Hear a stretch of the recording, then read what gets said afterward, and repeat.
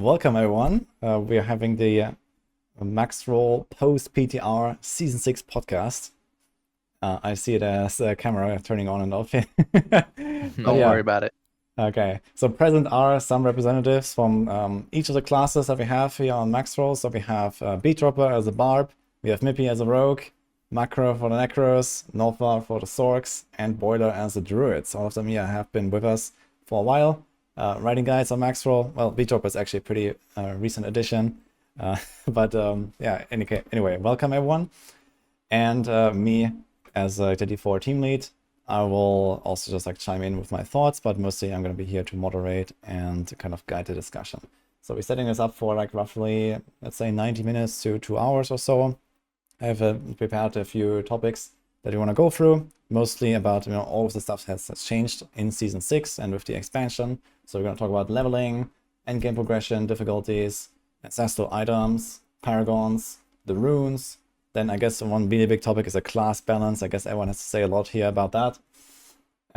Yeah, maybe the farming and like the kind of like, progression meta as well, like late game, and maybe some wish lists at the end and some open discussions. So that's kind of the topic list that we have here. I'm going to be keeping an eye on chat as much as I can, but of course I'm going to be, not be able to react very much here. And we can also give shoutouts to everyone here. Everyone here is like also content creators, so we can do that at the end. And then also for the people watching, for example, on YouTube, I'm going to have everything linked there. But yeah, welcome guys. So let's start right away. I think we should talk about the big difficulty rework. So this is, I guess, one of the things that they wanted to test us first on the PTR. The first like 2 days were dedicated to that. And I think we can kind of go in the chronological order here. So what do you guys think about this new old D3 system basically that we got now in Diablo 4?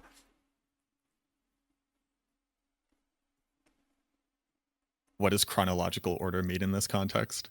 I just meant that, like we started with no runes and these kind of things, right? Like when the PTR launched, that was it. But you can start from like the leveling progression. You can talk about the end game. What do you want? I think, and maybe I'll just start it off with a really easy tee up here. I think that the progression of difficulty is now significantly better for the majority of the player base, which we are not a part of. And for me, I don't actually understand it. And I mostly just want to be in Torment 4 as soon as possible. So like it all kind of seems like nothing for me. And maybe that's okay. Maybe that's for the 99% of the people playing this game for, an hour or two every night after work.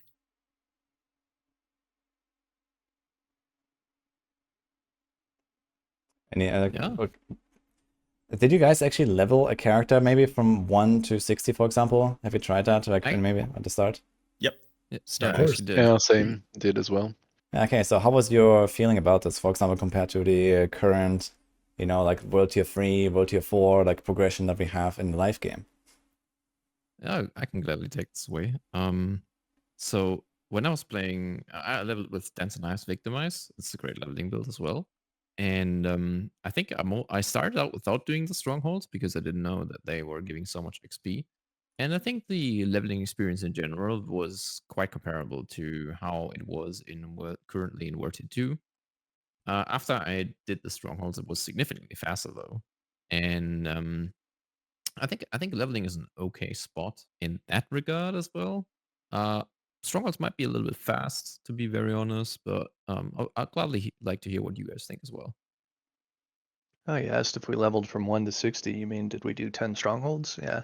No, I leveled twice actually, once with Stone Burst and once with Pulverize, and both of them went fairly well, despite the fact that I didn't find Shockwave or Anticline in those runs, respectively. So, like, the main aspects for either one. Same as Mippy the first time around, which I think was Stone Burst. I did it all manually, didn't do any strongholds to kind of cheese my way through. I will say that just about any turn-in general was giving more XP than I expected, whether it was Helltide chests or Whispers or I don't know what have you. Even the Renown seemed to give quite a lot more than it used to, I think. Yeah, just turning in step 3 of Renown was giving like half a level for me. So something a little off in the tuning there. But It's hard to say because relative to that, you know, I also was trying to compare what mob XP was getting me, and it wasn't anything spectacular. So I don't know. It might take longer, it might take shorter. It's kind of hard to call. Yeah, I think generally it's gonna be a bit longer if you look at like the progression, let's say into tier 4 on live server. But I guess it's gonna be shorter than leveling to 100 on live server. So that's kind of my impression. And I'm not really sure what's gonna happen with the strongholds, right? The stronghold strat was kind of like, okay, you went to like around level 40 and then you just do all the strongholds because they give you like ridiculous amounts of turn-in XP and you kind of like just boost your way straight to 60 after like 10, 15 strongholds or something. So you didn't have to do like a lot of grinding. I'm not sure it's gonna stay that way.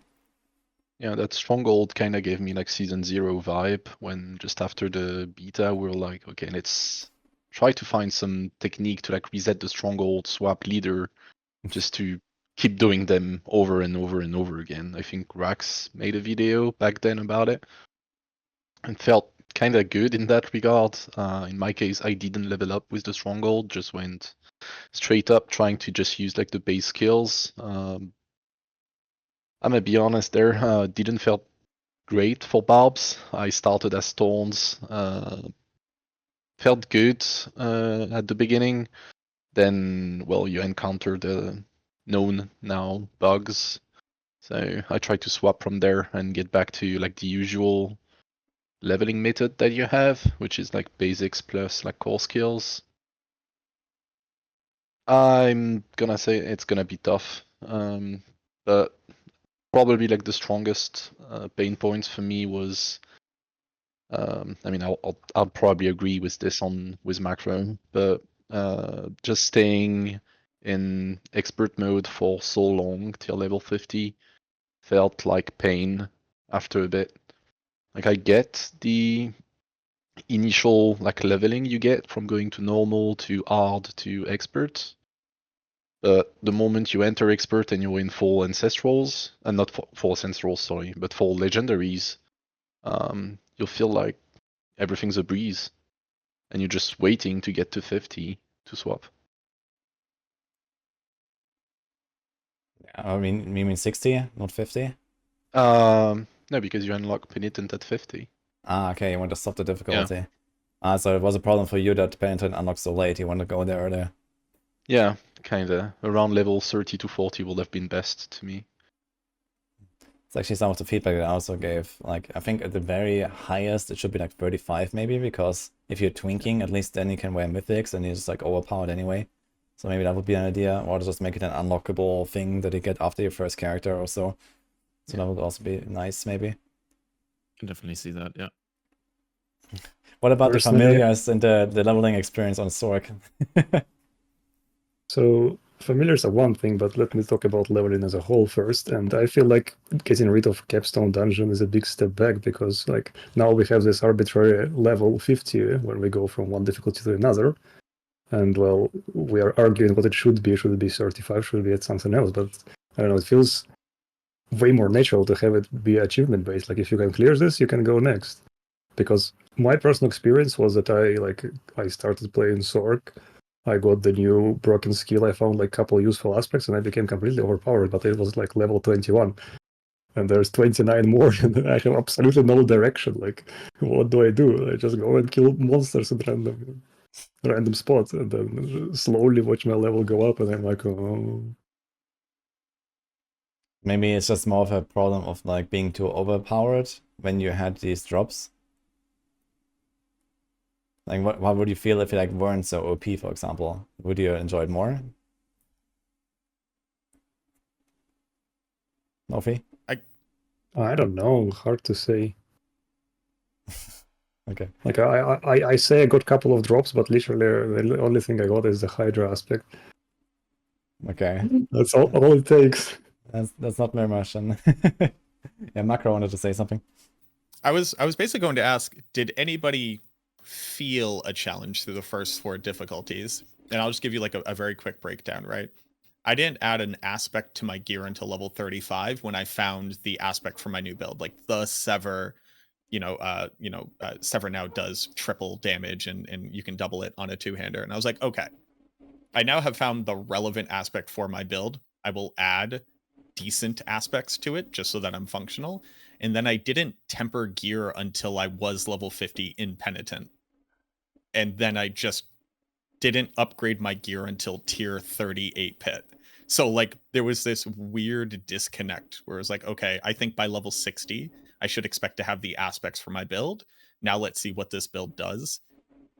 And I didn't really feel a challenge for the build that I was playing until around like tier 50 to 70 in the pit itself.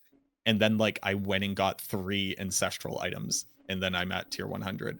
So again, like these first 4 difficulties, I don't think that there should be a lock to it. I also agree that there should be, you kill a boss and you do a thing. I don't know, it's like pretty basic ARPG stuff. If you want to go to the next act, kill a boss, it proves that you learned the mechanic. A lot of people probably wouldn't like that, but to me, it like gives you a checklist of what to do. But it's just like, let me level in Penitent, and then I'll just ignore the first 4 difficulties. And if you have a really, really bad build, I guess you won't level in Expert. And then we'll go deal with the end game when we get to that and like end game balancing. But did anybody actually feel like challenged from normal, hard, Expert, or Penitent on the build that you were playing based off of how much stuff you gave yourself? Damage wise for Barbs, yes. Tankiness wise, it was kind of alright. Yeah, I agree with that. I think that's a class diff a little bit too. Yeah, Necros as being OP at leveling is nothing new, I guess. But it does. The thing though is I wasn't playing minions and I wasn't playing Blood Surge. I was playing Sever Necromancer. It used to be a pretty decent leveling build, but it's nothing to like write home about. Like it has essence issues. It has to wait to apply vulnerable. It has slow attack speed, etc. And like, I don't know, man. I kind of just like sat there and killed everything. And then I hit level 50, got to Penitent, did 10 strongholds, and then I was 60. Like I didn't do strongholds until that point because I was like, I'm done with the early game. I don't need to experience 10 more levels of this basically meaningless challenge. Yeah, I do agree. I personally kind of enjoyed like doing the capstones myself, like, you know, speed running and like seeing how fast I can do like World Tier 3, World Tier 4, and it's really fun, especially in hardcore when it comes down to also like not dying while doing this like severely underleveled. And I kind of sad that they are gone. So I kind of agree with that sentiment. It's like there's like this certain challenge, and you know also like, okay, this is the difficulty now of the monsters, right? And you can like really raise the difficulty massively. You can kind of do this with Penitent now. And it's supposed to represent something like a jump to the next world tier very early, right? I'm not sure exactly what they said about it. And you do need to have some kind of setup for it. But I guess depending on how overpowered you are, it might feel more or less relevant.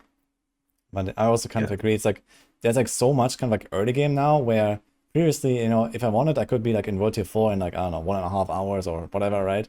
And then I would already start getting like, okay, I get my boss mats now in World Tier 4 when I do Whispers, and, you know, I run Life Dungeons and I start ranking up my glyphs early, and it kind of just feels good, you know, after just such a short time. And now you have to actually wait like way longer than that to get to 60 to then progress on anything actually relevant, which is a bit, yeah, a longer early game that kind of has no relevance, I feel. Honestly, my biggest concern, bigger than all of those in terms of progression gaps, is the gap from hitting Penitent, or actually hitting Torment 1, getting into the pit, and then stepping into your first set of Ancestral gear, because the power disparity between regular legendaries and Ancestrals is huge now, right? Not just because of their item power and the stat bands, but also, you know, masterworking and number of tempers that you can apply to it. I mean, it's a big difference in power between the two. And, well, Ancestrals didn't come easy, did they? Unless you talk to the Goblin a bunch. I agree. That is true. That is true. Yeah, I think with leveling, it seems like they want to enter like D3 territory where you just, you know, level up to 70 in like 2 hours and then you're basically done with it, right? So I think what would be kind of cool to see. I mean, Penitent, we talked about it. It felt pretty obsolete, right? You like I basically leveled to 50 and I was like, hey, cool, I can do pits now. And then I went to the pit thing and I was like, huh, you actually need to be 60 to do that. Well, I guess I would slog my way through and you know, do some strongholds to get 60 quickly because my build was ready. I had the aspects that I wanted because I did the dungeons that I needed them from. And I was like, what do I do now? Yeah, right? what do you So- think about the Stronghold strat? Do you like that? Do you want that to see that changed maybe? Because right now, actually, the strat is to go to normal difficulty to the Strongholds because they give you the same XP anyway when you turn in. It's like not actually scaling with the difficulty. Do you want them to make the Strongholds really hard on Penitent and then you go to Penitent, you get like a super burst of XP? Or like, what is actually your preference? No, someone else can take it away, sure. Oh, sorry. Yeah, I'll be like, in my opinion, I'd rather see them almost gone entirely. I feel like the purpose they serve is pretty much gone, so I'll just class them as the same way as the capstone dungeons. Just remove them, remove the fog of war, and unlock the caps, unlock the strongholds. Okay, you really don't like Yeah, Strongholds. get rid of it. Okay. I'm like the exact opposite. I love the strongholds. I like that they had a purpose. You need to unlock them anyways to like find some of their dungeons. And this past season, like season 5, I didn't do a single stronghold unless I physically needed to because I had a key. I just went like, why would I ever go over there and do that? And a lot of this comes back from Diablo 2, where we like had to go to different places to level at different rates to be efficient. So we would go do this thing. We would go do the Chaos Sanctuary. Then we would do, Bale Pits. Then we would do some cow levels. And there was a reason to go see all this different content that could net you different benefits gear-wise. And that's something that's like distinctly missing from Diablo 4. And this almost approaches it, where like there is a benefit. You do get waypoints. You do have to travel across the map. You do unlock dungeons just in case they happen to be nightmare dungeons. And if they nerf the XP for doing them, I'm going to go back to never running them ever again. And I think they were one of the cooler things about the open world that has been completely eclipsed, basically. Okay. Do you mind if I just like answer to Macro there? Yeah, go ahead. Okay, thank you, boys. Okay, so the thing I came to realize was that the fact that we do not have, it's not, season 6 is not going to be straight up start the season with all your tempers, right? So you're going to probably have to do like all those codex dungeons to start getting your aspects. So I feel like codex dungeons means you might also have to get back to doing nightmare dungeons, because those nightmare dungeons events give about like 10 to 15% EXP as well, like they gigabuff those. So I feel like the gameplay loop, the leveling loop, being much more balanced between the bounties, the hell tides, and the nightmare dungeons, and regular dungeons as well, is plenty enough for you to stay like how can I say, busy during the leveling. And I really don't see the point of strongholds outside of them being a little bit of a core that you have to do Legion events or access some of those nightmare dungeons. I get your point totally from like a story lore perspective. I love them as well in that regard. But in the latest season, unlocking all the Legion stronghold was a core. And I Sure. don't want them to be like a leveling strategy as well. Yeah. Okay. What do you think about the idea that, let's say, they introduce a new type of whispers that gives you 10 Grim favors for completing a stronghold once in a while? It just pops up randomly on your map. That would be Oh, I'll be something fine that- with that. Yeah. Okay. Yeah, that sounds great for me. just some That random sounds thought like I had. I was punishes like, you for completing Stronghold without a whisper. I mean, I thi- you can still do it, I guess, if you really want a waypoint, right? But yeah. I think my biggest issue with strongholds, honestly, is just how different the time to complete them is. Like some strongholds are relatively fast, and you can complete them in like even 1 minute or maybe 1.5. And some strongholds take significantly longer. And sometimes it feels like you're punished for not knowing and while leveling, if strongholds are a good leveling method, for not knowing which of the strongholds are those that are fast to clear. And I do agree with Macro. It's kind of cool from a lore standpoint to do these strongholds and stuff. But I generally think right now, as we saw them on PTR, they maybe give a little bit too good XP. Like it's fine that they're like a good alternative to just, leveling in Helltides or Nightmare Dungeons. But I don't think they should massively overshadow these, because as we saw them now, they were the best source of XP, hands down. And I think this is a little bit problematic. Okay. Yeah, so some interesting like back and forth here. Boiler, do you have some input? Boiler? Well, Okay. Boiler's forced to do at least one stronghold, right? Because he literally has to as a druid. Yeah, don't rub that in. But yeah, no, our class mechanics is in a weird spot. I mean, strongholds are simply overtuned, right? They're doing too much right now. I like that Whisper Cache idea. I think that'd be pretty cool to do that periodically. 10 seems a little high. Maybe give it 5 because it is kind of comparable in time usually to a Nightmare Dungeon, right? Well, it's like a one-time thing, right? You can't repeat a stronghold, so that's why. Yeah, I suppose. Yeah, I don't know. They're way too overtuned, and let's not forget they're, currently somewhat abusable too, right? In parties. Because you can, as it turns out, repeat a stronghold right now. Yeah, but I think that's getting fixed anyway, so I wouldn't really count on that being in the game. Hopefully. It's certainly getting fixed, guys, right? Copium. Yes. Okay. All right. Yeah, otherwise I would like to move on and talk about the endgame progression a little bit more. So Macro already pointed out a few things when he progressed with his Necro. It was super easy to get to, like, the higher torments and stuff. And personally, I had kind of the same impression when I leveled a Rogue. When I was in Torment 1, I was playing Barrage, Victimized Rogue, mostly, which is a fairly solid build, fairly good to level. I started with Arrow Storms and then transitioned to that. And it kind of just worked really well, and I felt like I didn't even need like lots of the Ancestrals or anything. Like I had like, okay, like some random drop here and there. And when I was in Torment 1, I got a few things, and then I found like an 800 item power weapon. And after that, I just like stopped caring about my gear, and I just progressed mostly through glyphs. I was just like pushing the pit and leveling my glyphs, and I just felt the power grow all the way until I was in Torment 4. And I was like, okay, what now? So that was like my impression. So how was it for you, and what do you think about it? What does the Sorc look like in early Torment, Northey? I have very limited experience with early Torment. I only did like one progression run with slightly overpowered build, so yeah, I killed everything. And then, yeah.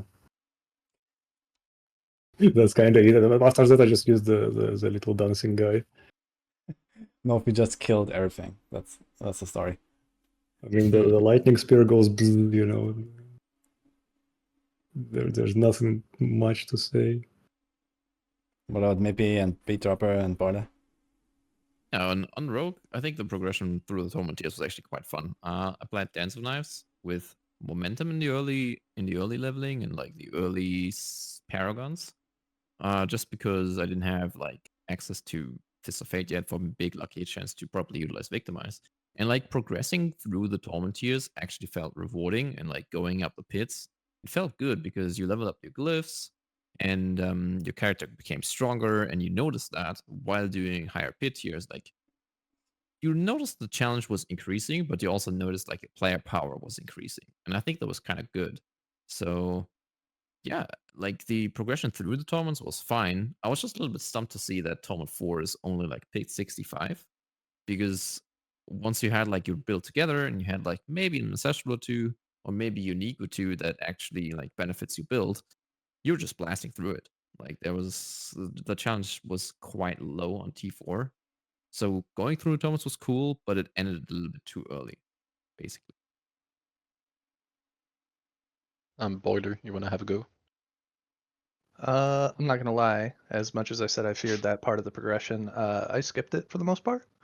But what I got from leveling up to T1 or so and playing a little bit in early T1 is Druids are kind of in their same old spot where you're kind of just hoping for a meaningful drop, whether that's Aftershock or Shockwave or, Lightning Dancers, I guess now Anticline with Stoneburst.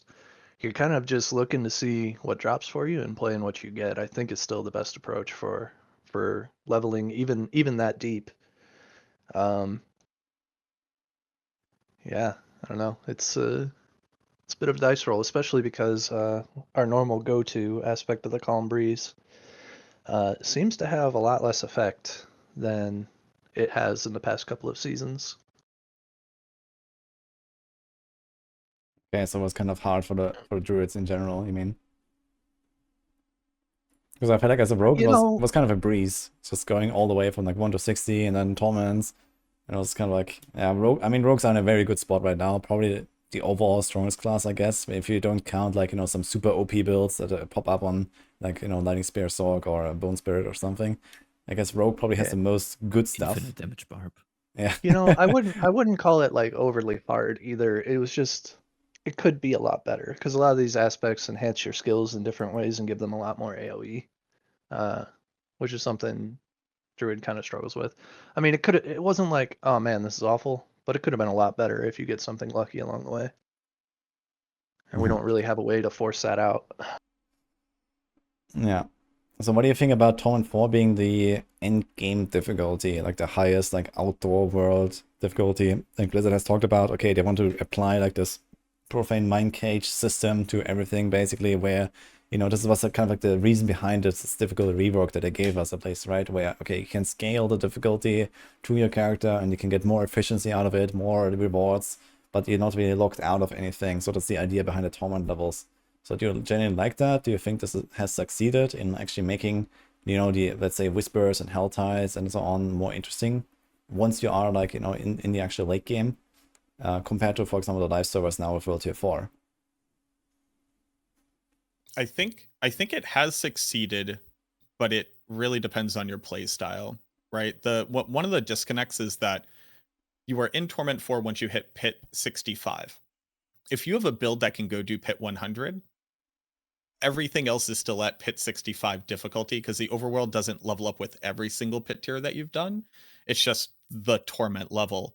And I think if you're somebody who like your build like just got like 14 minutes, 30 seconds, you kill the boss, you unlock Torment 4, and now you're going and doing Torment bosses and you're doing Helltide, you're going to experience that difficulty. And I think you're actually going to have like a really meaningful progression of better GA drops. You're going to go get your masterworking materials. You're going to be like 6 out of 12, 8 out of 12. And then you're going to go finish the pit. I think that's realistic for the majority of players. And in that way, it has succeeded.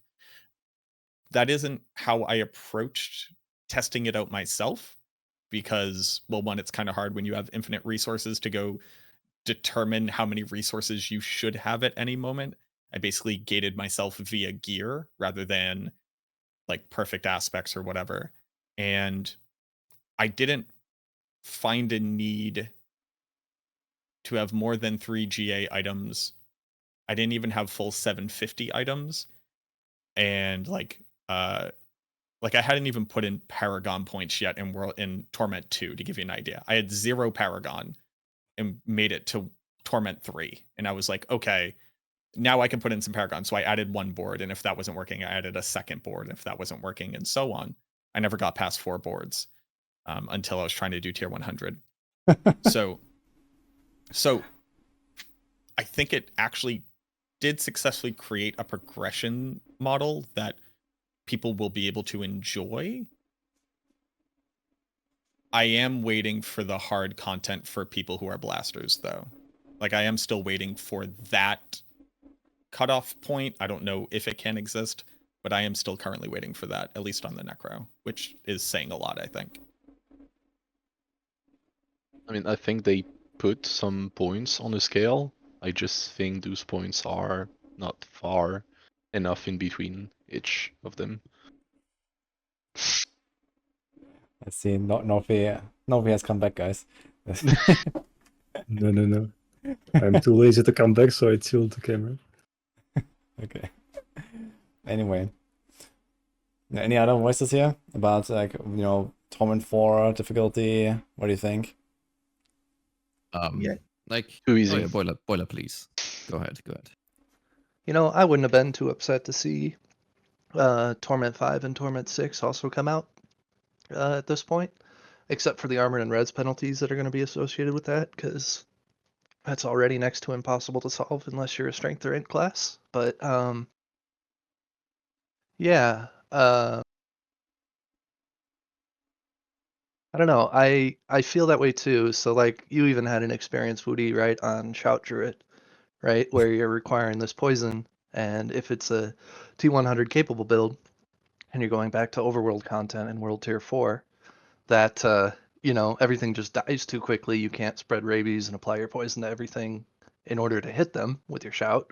So stuff like that is kind of funny to see, and yeah, you kind of wish you could amp up the difficulty just so that like you don't have to jump through hoops to make your build function again, right? Or scale yourself down to make it work properly. And that was a pretty awkward moment there to see. Yeah, I gotta say exactly what you mentioned right now with like, for example, the Flash and Druid. I guess many builds have that kind of problem where you have like, basically as you progress through the difficulty system now from Torment 1 to 4 and then even higher to level Glyphs, you're always in like eternal pushing mode, basically, right? You make like a setup that is like not necessarily like Omega speed farming, but it's more like, okay, more sturdy, more DPS and so on, kind of like how you would try to go in the higher pit right now in a life server. But then eventually you reach that point where you are in Torment 4, and then you keep scaling up, and suddenly stuff becomes too easy, I feel, right? And then you get back to that point where, okay, the overworld, everything just kind of explodes. So I need to make my setup faster. I have to make my speed farming build now, and I have to, include my double mobility aspects and whatever, right? In order to actually have like a solid farming build. And it's like, I thought that this would be exactly the thing that we would avoid now, where it's more beneficial to kind of like stay in a bit like slower paced gameplay, right? Where like in this pushing setup, and it's like, you have like maybe a combo that you do with your build, right? Instead of just like rushing through and exploding the entire screen. And I found that to be very enjoyable as I was progressing through the torments, but I felt like that part was just like too short. It's like, okay, I progressed through everything, and now I'm in Torment 4, and now I'm at the point where it just feels like World Tier 4 in Season 5 again, and everything just explodes. Yeah. And I think that was kind of like a huge missed opportunity here, which may be part of just, too strong builds or something. Maybe Blizzard just didn't expect us to be that strong, and they actually expected Torment to be like way harder than it actually was. Or Torment 4 at least, right? Or Pit 60 or whatever, like that goes with it. Maybe we are just too OP basically, and if they readjust things, we might get back to that point where you actually need to like more invest into your damage and defense instead of just speed and exploding up the entire screen. Because that was actually something that I was really looking forward to have like, I have my build, that is the build. I don't have like 7 different variations where I do like speed farming for Helltide and then Infernal Hordes and then this, and like I always tweak like seven different things until it's kind of optimized for that thing. I was thinking, okay, I have that build, I keep working on that one build, and this is what I'm gonna stay with all the time, because I always want to push against something very difficult, and it just didn't happen at all. So that was very sad for me. Yeah, I absolutely agree. This is exactly what happened for my rogue, especially. I was basically grinding up the Glyph levels on the first 2 days where we were doing like the progression without the boost stuff. And once I grind up the pit levels on the glyphs, I was like, well, my glyphs are in a decent spot now, like all 70 plus. How about doing some nightmare dungeons to gain some masterworking materials? And what I realized was I don't need any damage. I could just drop all like 4 or 5 of my damage aspects and trade them for pure mobility, like invest into cooldown reduction to get dash and channel step faster. And this is what the progression is going to be. Like, you're going to be leveling up your glyphs in the pit, right? And then you will realize, oh, my glyph's on a good spot. Let me get some masterworking materials. And then you suddenly find yourself just annihilating the whole content. And then you ask yourself, why do I even keep leveling my glyphs if I can already like get very close to the highest tier? I could just keep leveling them, and then I clear the highest tier, and that's it. And yeah, maybe Infernal Hordes tier 10 or whatever it's going to be in season 6 then. Or I don't know, tier 8, tier 9, tier 10, whatever they're going to add. Is this going to be the challenge that we're looking for? Is any of the expansion content going to be the challenge? No. But right now on PTR, there was no challenge. And the progression was just done after you had essentially cleared tier 100s. Which is a little bit sad because, hey, I got all my cool glyphs to level 100 now. I want to do something cool with it. But there's just nothing to do. Which is very unfortunate because tormented bosses, also World Tier 4, were basically also getting one-shot. It's very interesting in the fact that like the question was, what do they do at Nightmare Dungeons? Because nobody likes running them. Like, I don't level glyphs above 15 right now, because what do I care about 50 more additive damage on the Necromancer? It doesn't really do anything for me. And it was like, oh, okay, they move glyphs into the pit. That makes sense. Now I have a reason to go do the Nightmare Dungeons because I'm going to need that masterworking material. When it's almost like the exact, it should almost go straight back to being the opposite, where it's like you do your Nightmare Dungeons to get your glyph experience to actually become strong enough to go get the reward, which is maxing out your gear. Like the people don't care about glyph level 100, right? They don't wear a glyph level 100 on their character. When they open up the character screen, they don't see their glyph level 100. They see their cool 12 out of 12 GA starred masterwork gear, and that's the thing you're working towards. I would rather do my homework to get the gear, to get the stuff to be strong enough to go finish that part of the progression, rather than I guess I'll go get masterworking materials because I've hit a power plateau and I need to cap my crit, or I need to cap my attack speed, or whatever it is. And it made complete sense when they said it out loud, but going through and doing it myself, I was like, oh, I don't even really need to masterwork my gear, because the moment that I unlock level 46, I'm going to gain 25% damage multiplier. So my gear won't give me a 25% damage. It's just that simple, right? It kind of needs to flip-flop again. It's still not great, but at least there's a reason to go do it. I don't know. Yeah. It seemed very weird to me. And I fully agree with that. That's actually one of the things I did enjoy, despite kind of like shitting on those key capstone dungeons, was that after each capstone you had to get some new sacred gear or ancestral gear, and you were reaching that plateau, as you said, where you needed to get the new gear to go to the next level. During the PTR, I didn't feel that in between level 1 to Torment 4. Like, I think I kept half my gear was from back when I was level 30 or something. And I never felt the need, to farm new gear to get to that next Torment level, to get to that next 10 P tiers. At Okay. no point. Yeah. Let me ask a question here. So it seems like everyone is kind of like on the same boat, in the same boat. Like it's like, okay, it's kind of easy to progress through the torment levels. I'm not sure if Boiler has spoken on this now, but I guess you probably would have had like a similar experience anyway, even on a Druid, with everything involved. So what would you guys think it would be like if the jumps between each torment level were twice as hard? Like, you know, it gets times 2, times 2, times 2, times 2 again from what it is now. How would you enjoy that? That will be more in line with what I thought it was gonna be. Yeah, that's also Yeah. what I expected, to be fair, but it's not what we had. So what do you think about that, though? I mean, Yeah, I mean, I think something like that has to happen because, you know, they may have kicked this can down the road a little bit here, but it's kind of like Macro was saying, if you've reached the summit and you're clearing pit 100 and you're doing it consistently and you can get all your glyphs, you know, to what end? What next? What am I doing that for? What's the next thing I go and do? And the answer is everything else in the game is easier than that. So To this point, and somebody in chat just brought it up, there is a piece of the puzzle that we can't speculate about because we don't know it, but like conceivably the Citadel also has scaling difficulty, and the things that it rewards you with are interesting enough to want to go do it. So like conceivably it's Citadel, and then you beat it, and then you beat Exalted Citadel, and then you beat whatever Heroic Citadel is. That's I guess that's what we're supposed to go do with all of this power. But without that information, the current loop of the game, I would go so far as to say, I believe it is too easy. And it's the devs like said, like most people won't get to tier 4. I don't see people not speed farming tier 4 on every single build that isn't literally F tier trash in the current format, ignoring the Citadel. Okay. Yeah, I guess the point is pretty clear that, yeah, at least for people that know the game well, I also see like many comments in chat, for example, of people that played on PTR and said that it was just kind of easy to get there. So I think we're not the only ones here. I can understand that there's also a lot of more casual players that probably won't get there, and they see us talk about this like it's like the easiest thing in the world, and fair enough, right? I guess that's also part of the reason why this difficulty system exists, to kind of give, you know, players of all kinds something to work towards.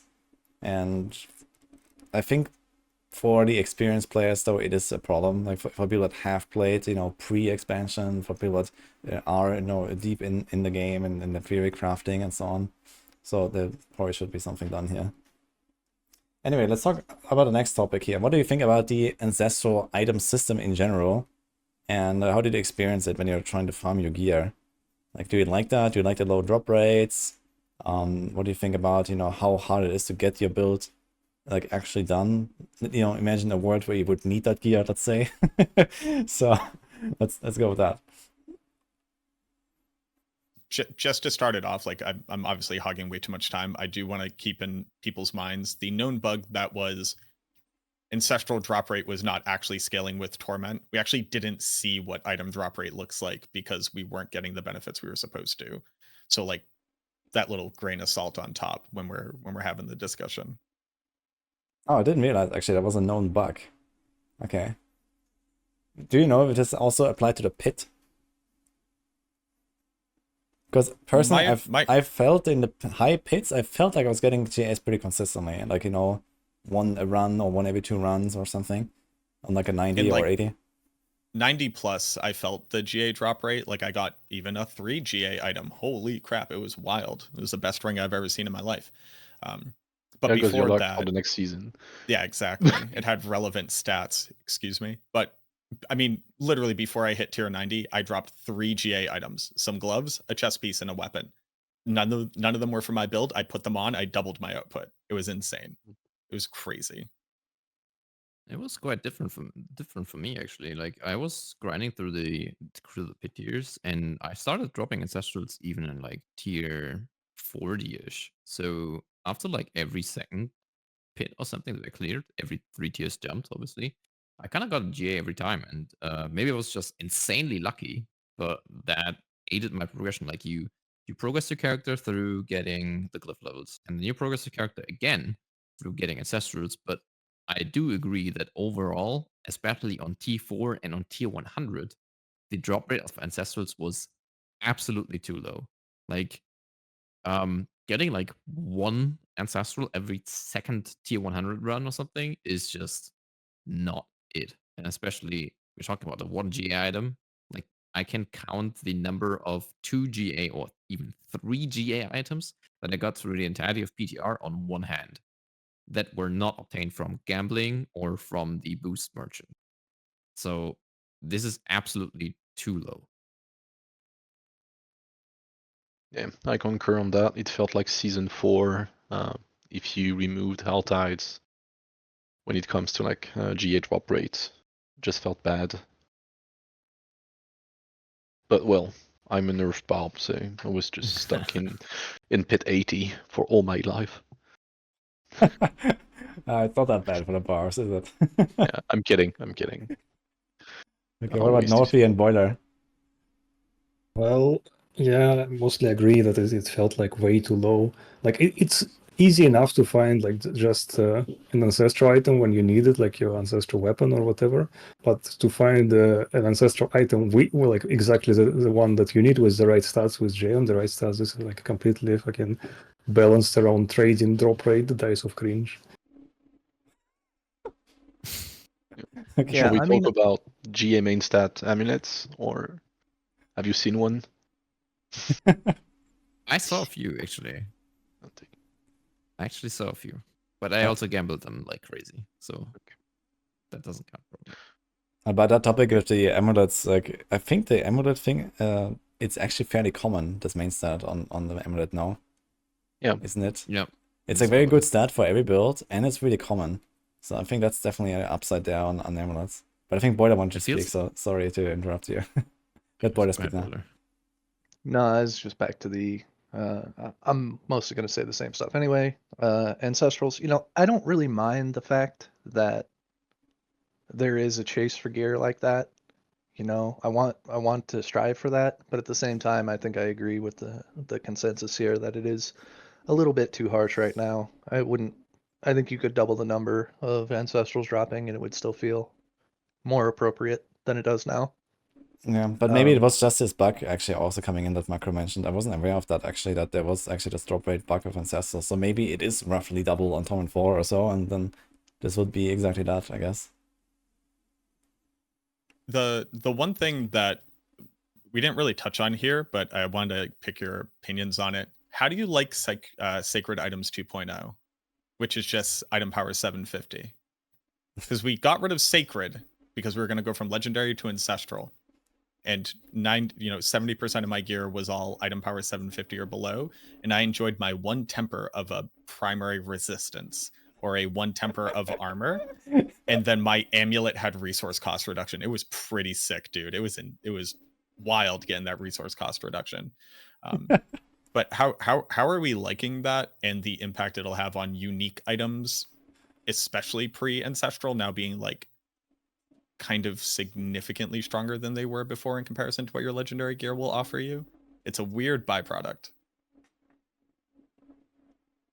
Yeah, I mean, in my case, I like them, except unless they are like, I'll be fine with just the new Sacred 2.0, as you called them, unless, well, like if I needed only 1 ancestral item, that will be the amulet, as I said, just because the stat boost is much too important.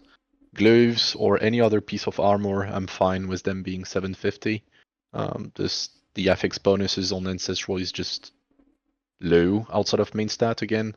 So yeah, that's my point. Sorry, Woody. Yeah, I was just going to say that it didn't really feel like Sacred 2.0 to me. Okay, I had like some 750s for a while, but I also had like some items that were like 700 or 680 or 720, or like, the stuff that I got from like between 50 to 60 while leveling. And then it was just like, okay, yeah, maybe whatever Ancestral dropped, I just tried to fit it in, as even if it had crappy stats, I just kind of equipped it because it has really high stats. I think in general, maybe the jump in the power between those is too large. Because, okay, Ancestrals are the endgame type, like quality of loot, but why does it have to be such a jump, right? Like, first of all the stats are like 25% higher or so, roughly. And then you get the second tempo on top of it, and then okay, I guess you don't have much masterworking mods on your first character, but you also can masterwork more. Yeah, realistically, it won't really masterwork beyond 4, like for a while, I guess. But it is another factor here, I guess. But I guess the second temper is probably the biggest part missing here. Yeah. So I'm like, okay, if you could at least temper items twice after, let's say, a certain item power, like say 600 plus, we can do 2 tempers or something. I'm not sure if there could be like some kind of distinction between the items. I guess we're back to Sacreds then or something.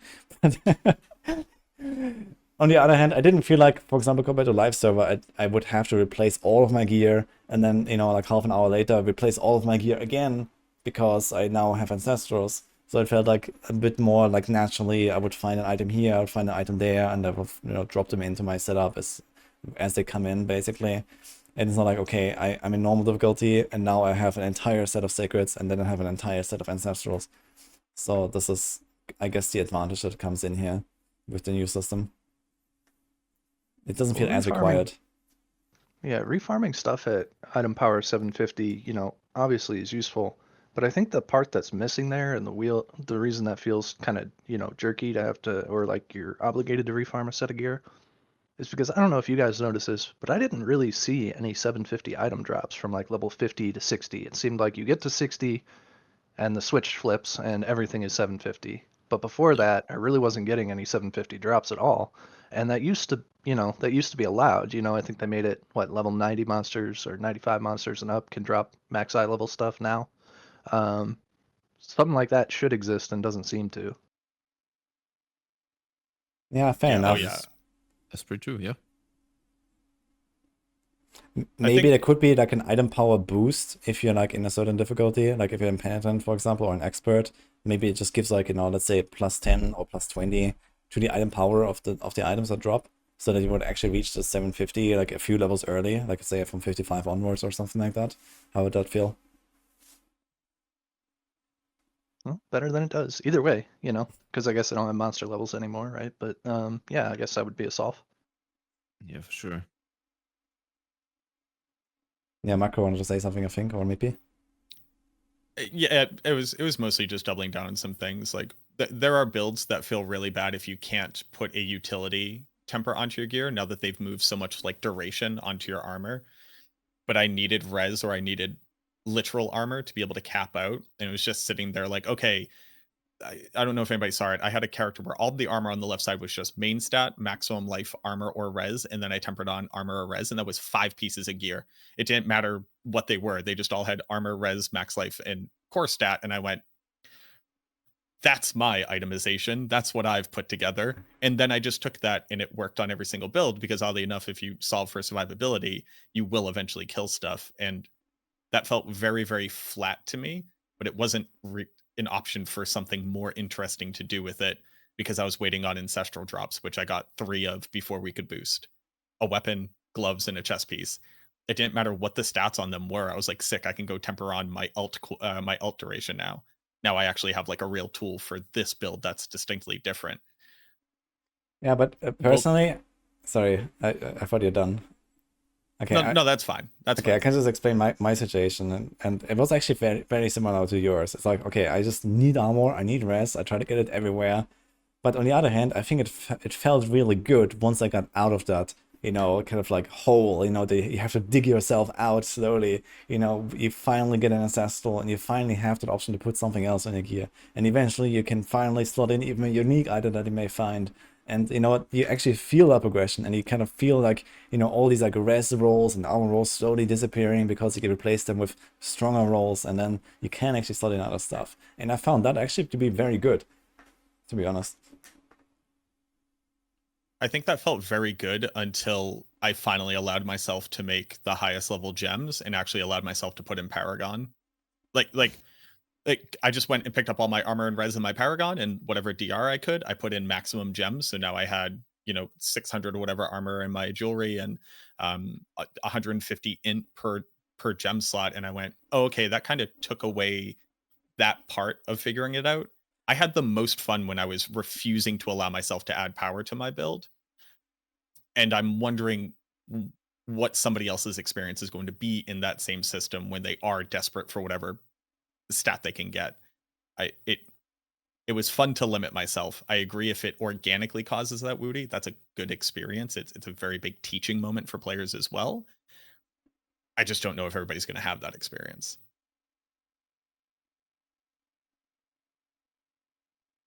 Any other opinions here? I mean, the thing for me was like, and I kind of want to go back to the 750 thing. 750 items 100% felt like sacreds to me. Limited to 4 masterworks, only 1 temper. That's pretty much the same thing. And the power gap between them and 800s is so huge that even if you find like a sacred 750 version of a unique that is beneficial to your build, you will probably not play it. You will just play if it's a weapon, you'll just play the 800 weapon that you find because it's just so much more DPS and you get like full masterworks. You get 2 tempers, like a weapon temper and an offensive temper that potentially scales your build. So I think this is not great. Like the gap between that is just too big. Like it would be okay for item power to scale a little bit more organically, or for 750 to not be so much worse than 800. And also, like 800s do have a guaranteed greater effect, so even more power locked behind that. I think this is. I kind of feel like it makes sense. Like I get the idea behind it, right? But it just feels so bad in practice, and I really would like to see some change here. All right. Yeah, so lots of good suggestions and opinions here on Ancestrals. Let's move on to the next topic, which is Paragon. So we have a new Paragon system, maximum 300 levels, 1 point per level. It's now separate and shared between your characters. 5 boards only, and the glyphs, of course, that are much more potent than before. So what do you guys think about that new system compared to the old?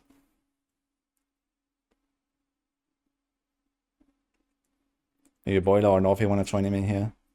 Well, boy, you know, I'm trying to find nice things to say about it, to be honest. I can do it. The nice thing is Alright, that you it takes do longer to farm. They're not instantly done on the second day. Hey, This let's go. elongated progression for the last 100 levels is nice, but yeah, the points themselves, oof. Yeah, You- I mean, there's a number of things to call out about this. Like one is like Druid Paragon boards are pretty cool, and we have some builds right now in season 5 that are using as many as 6 legendary nodes. And obviously that won't be possible, so they get knocked down in the meta automatically by virtue of this change. The other thing too is like, yes, the Paragon points take longer to get, but when you're talking about progressing from Paragon 200 to Paragon 300, you're mostly talking about going from additive damage node to additive damage node and literally getting nothing for 5-10 Paragon points at a time, except for like some dex or int or, Actually, not true. maybe not even your main stat. Additive damage not sucks, so you just go +5 int. It's Huge. even Well, better. well, I mean, we're getting like 4,000 of that now, right? I actually find that my additive damage and main stat are becoming comparable numbers right now. Okay, so they brought back everything from D3 after all, even the +5 main stat. Yeah. Yeah. The really, really interesting. So basically, I'll say the same thing about the progression as I said here. I think that they've made the Paragon system significantly better for 99% of the player base, because people A, hated Paragon, B, didn't like trying to figure it out, C, couldn't figure it out, and regardless of the number of resources you put out, they end up just copying your board, because it was impossible to intuit what the minute differences between one person's setup and another person's setup really was at the end of the day. And your game knowledge directly translated to how much damage you could get out of your Paragon. Now that's not the case. You just pick up every single good node that says it does something for your build, and then you max out your glyphs. You can't spend them in any other way. For me, it's putting me out of a job a little bit. Oddly enough, people aren't going to need my Paragon boards as much because it's just pick up every single node. But like outside of the idea of being a content creator, it's very, very simple. I think the only major blunder that they did was adding in the Eliminator glyph. They added in, Glyph of Tears 2. Or Glyph of Blood. What was it called in AOZ? Whatever that was. Tears of Blood. Tears of Blood. Tears of Blood, yeah. They It's added called in Headhunter on other classes, by the way. Oh, interesting. Okay, so it's Unless the you're glyph a that druid, says. then you get both. Oh. Yeah, So Druid has the- two for some reason, yeah, but there's different glyphs for every class. But yeah, there's the main stat stacking glyph is what you mean. Yeah, the glyph that gives you damage to elite monsters and gives you 500 of every stat as long as you click every button within range of it. I don't know what that's supposed to be, other than they were like, oh damn, there's going to be 323 Paragon points and nowhere to put them. What do we do? I guess we'll make a glyph that everybody will use and you will just fill it out. Mm. I don't know what the purpose of that thing is, other than to be a Paragon point sink, and I hate it very much. Directly to that, this is only the 7th best glyph on Rogue. Yes. On Mathematically. many rogue builds, I actually did not put that glyph, to be fair.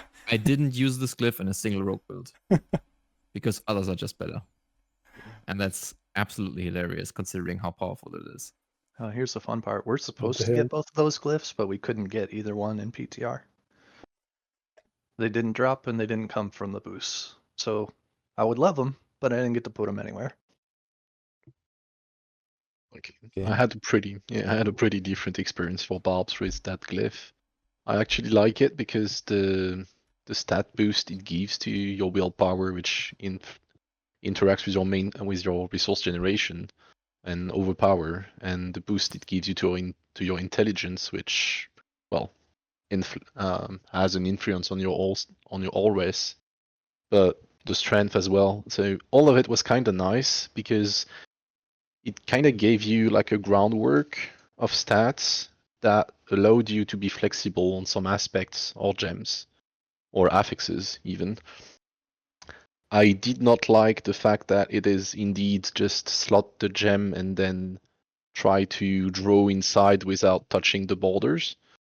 So it's kind of like reductive in that sense, but I think it's fine and I kind of like that glyph. But the main change I think I loved about the Paragon was that they removed the defensive nodes from within the glyph and put them on the peripheral rare nodes.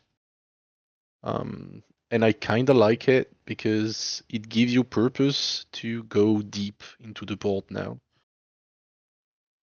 And not basically just go one corner to another. I definitely see that, but I personally am very sad boards are limited to 5. I did like trying to find creative ways to incorporate as many legendary glyphs and as legendary nodes, excuse me, into a build through clever pathing and stuff. This is mostly gone now. Now it's only like, did I rotate the board correctly and took the shortest path? Yes, I did. And everything else really doesn't matter because I have 328 points. So I can pick out every single dexterity +5 node that there is. In general, I think it gives, like, the 5 board limitation forces you to make a choice between legendary, like between the legendary nodes and glyphs that you have. But this is an illusion of choice because there are always 5 mathematically superior ones, and then there's the rest. So it's not a question about I think this is great. It's more a question of, okay, I figured out which the mathematically best choice is. Now I just need to rotate the boards in the correct order, and then I pick every single node, and I'm done. And I have 50 points left. And have 50 points left. Points left, Exactly. So this is not interesting from a build maker's perspective. I can see Macro's point, though, that it's more intuitive now. And, well, given that most boards sort of give same-ish legendary effects, like in terms of strength. On Rogue, basically every single legendary node is 25% in some capacity, right? Some condition is tied to things, Yeah, some other something like condition that. is for another. Because it's basically that. Like you if you take 5 boards and take 5 legendary nodes, you will have that kind of bonus, and you will be okay if you can activate them in some very, very simplistic capacity. So I do agree with Macro. It's more intuitive for the casual player, and the casual player will probably be fine because he doesn't need to have the 8-board pathing dance, right? that we have done in the previous seasons, where we pick up legendary nodes through some very obscure pathing that is absolutely not intuitive. So while I personally, as a build maker, hate this change, I can see the point of this is better for the casual player who does not look at build guides. Yeah, I gotta say, personally, my experience is also kind of mixed. Like, I'm on one hand, I'm with Mippy, like, okay, man, it's really cool to figure out this perfect pathing and then try to squeeze out those last 3 points somewhere so you can pick up that thing that you couldn't reach before or something. On the other hand, I don't know, it's also kind of relaxed. It's like, I picture myself in Season 6 right now, and I'm like, okay, I'm gonna log in, I'm gonna start blasting, no planner, just go, right? And I start leveling up 1 to 60, and then I unlock the paragons, and I'm like, oh yeah, okay, what do I do? Okay, that's like, I'd pick these 5 nodes, and these are the 5 nodes I need to remember, and I will just pick them in the order, and then, okay, I check out the glyphs, and I take these 5 glyphs, and I just put them there, and I'm done with it. So on the other hand, it's kind of like, you log in and you start blasting, and especially if we're talking about like the more casual perspective, I think this is probably also how most people approach it if they don't following a guide. So it's like much better to kind of just like engage with the system now versus, people that really sit there for like 2 hours min-maxing like every single point on their board to then squeeze out this extra last 10% DPS or something like that. I can kind of understand that this is frustrating for a lot of people. And also personally, not necessarily something I will miss too much, I think. So on one hand, yeah, there is like a bit of this high-end stuff that's gone missing, but I don't think that the game is really worse for it. I guess the bigger problem here is that, number one, the glyphs are just too strong, I think. I think the glyphs just kind of scale way too crazy compared to what they were. Like, they give you like thousands of % of additive damage, and then you have the legendary bonuses. In some cases, they double dip and give you the extra multipliers. And also, they're just not really special, right? These legendary effects, they don't really adding any kind of like real flavor. In some cases, they can just completely kill the glyph. Like Necro and Sorcs have that problem, I think, a lot. And even Barbs as well, where some glyphs are just completely unusable now because of the legendary bonuses. Even Rogue. Rogue kind of got the best here, I think. And if you look at the other classes, it's just like despair everywhere, because you have stuff like only damage to healthy enemies or only damage to injured enemies or something like that. That's just, it's like unusable basically. And that is really what upsets me the most here. That some glyphs that I used to really love and put in like every single build or something like Undaunted, I think on the Druid or something has something like that, I believe. Or was it on Barb? I'm not sure. Barb. But yeah, Barb, yeah. It also has like this effect now where it's like the legendary effect just makes it unusable, right? And it's like, man, why did they do that? And why didn't they give them some cooler effects? You know, it's just like damage. Okay, you do 20% damage to elites, you do 20% damage to a vulnerable, you do 20% more poison damage. Yeah, okay. I already get exactly that effect anyway from the primary effect, right? Like the exploit glyph gives me vulnerable anyway, and the bane glyph gives me poison anyway. And why do they just double down on exactly the same thing that it already does instead of giving us something cool? So that's really what I'm upset about. I would also like to be upset about this for a hot second, and I would like to bring up the Blood Drinker glyph. Hi, everybody. I'm Macro Bio Boy. On the Necromancer, we have a glyph that has the audacity to say additive damage while healthy. Okay, sure. Back in the day, that made sense. Blood orbs fortify you. That also used to make a lot of sense. Nowadays, we click one skill and we fortify 100%. So, like, it has been long overdue for an overhaul. And its legendary bonus is it grants you 24% multiplicative damage while you're healthy. That's sick. Except every other glyph gives you 10% damage and then 20% damage. So for it to outperform them, it would have to grant you 33% damage while healthy, and it still wouldn't give you a cool effect. Just like mathematically, some of the glyphs make absolutely no sense. And in a season where ostensibly we're trying to have a stat squish and we're trying to get away from billions and trillions and infinite of damage, the fact that the legendary power of glyphs have double and quadrupled our damage output is like wild bananas to me. How cool would it have been if your darkness glyph now adds the darkness skill tag to your core skill? How cool would it have been if this defensively focused glyph says that you have like innate block chance? Like, I wish the glyphs offered you something that allowed you to legitimately change the gear that you are wearing, or afforded you affixes and allowed you to like swap those things out, rather than just saying you do 20% more of the damage you are already doing. Good job. You played the level up your glyph game. It's like, it's completely the opposite of theoretically what the purpose of a lot of this change was. And it's just like, here it is. I'm like, cool. I've done nothing. Do you want some other wild glyph examples? I can give you 2 from Rogue. Let's go. Okay, so for Rogue, we have a very beloved glyph into the community that is Tracker. Tracker makes absolutely no sense now, because in a build where you want to scale, where you want to use Tracker, you probably use mixtures, the new key passive on Rogue, which is scaling imbuement based on non-physical damage that they have. Tracker increases poison damage with this legendary effect, but the additive effect is damage to poisoned enemies. That does not count as non-physical damage. So the additive scaling doesn't matter. You just put 25 points into it, don't care about it. And while the legendary effect of increasing the poison duration is great, even with that and the legendary effect that gives poison damage, it's still inferior to 3 other glyphs that you could use. So Tracker does not end up being in the build that it is designed for, which is absolutely stupid, unfortunately. Are you talking about the poison imbue bug where it doesn't profit from the damage to poisons, or what? Exactly. Okay. And also, like, damage to poison enemies does not scale the key passive at mixtures because you need non-physical damage, and that doesn't count. So that's a little bit unfortunate on that. And then we have Frost Feeder. That glyph exists. Oh, really? If you guys don't know Frost Feeder, look it up. It's horrible. I kind of wanted to double down on that, especially for what Macro said. Some of the glyph, like the power differences, are just way too wild. I think I speak for everyone here when I mention all those glyphs that have bonus to magic nodes. And since most of these, at least for barbs, were used on spots where you had nice damage reduction within the glyph range. Now, sorry, Necros, I know you never had those, so sorry, Macro. But we do now. It's crazy. Do you guys know you can put damage reduction in the paragon board, and if you path to it, you don't die? That's insane, dude. Season 6, let's go, Necro, baby. Yeah, basically, mostly every single barb build had one of those runes, one of those that give bonus to one of those magic nodes.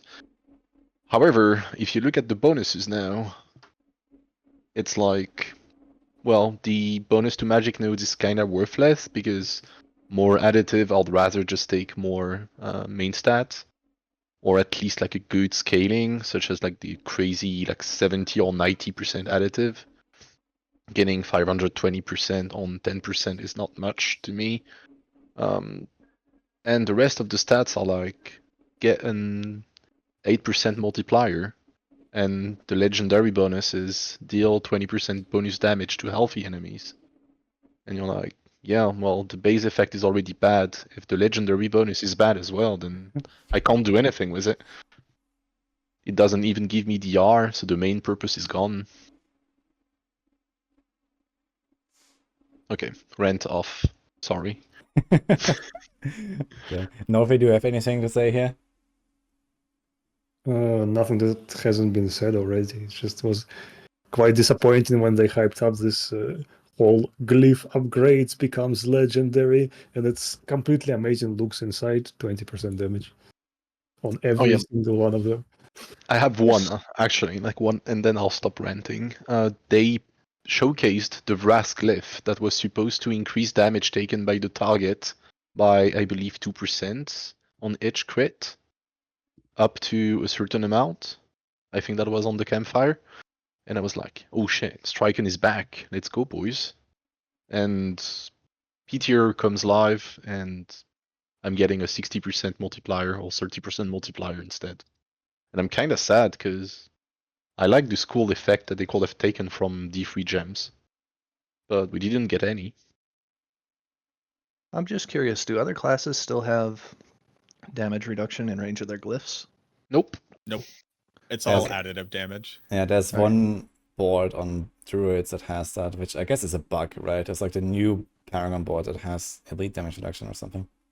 Yeah, our new Paragon board has damage reduction from elites, but I was just wondering because they made it a point to take out any max life or damage reduction from poisoned and vulnerable out of the range of glyphs. They flipped rare nodes into that spot in their place, and I was just wondering if they did that to everybody. I mean, it makes sense, right? Because if you put It looks like a rare bug to magic me. Yeah. enhancing nodes, if you put rare magic enhancing nodes there, it's really strong, right? So it makes sense. I was just wondering if everybody got the same treatment there.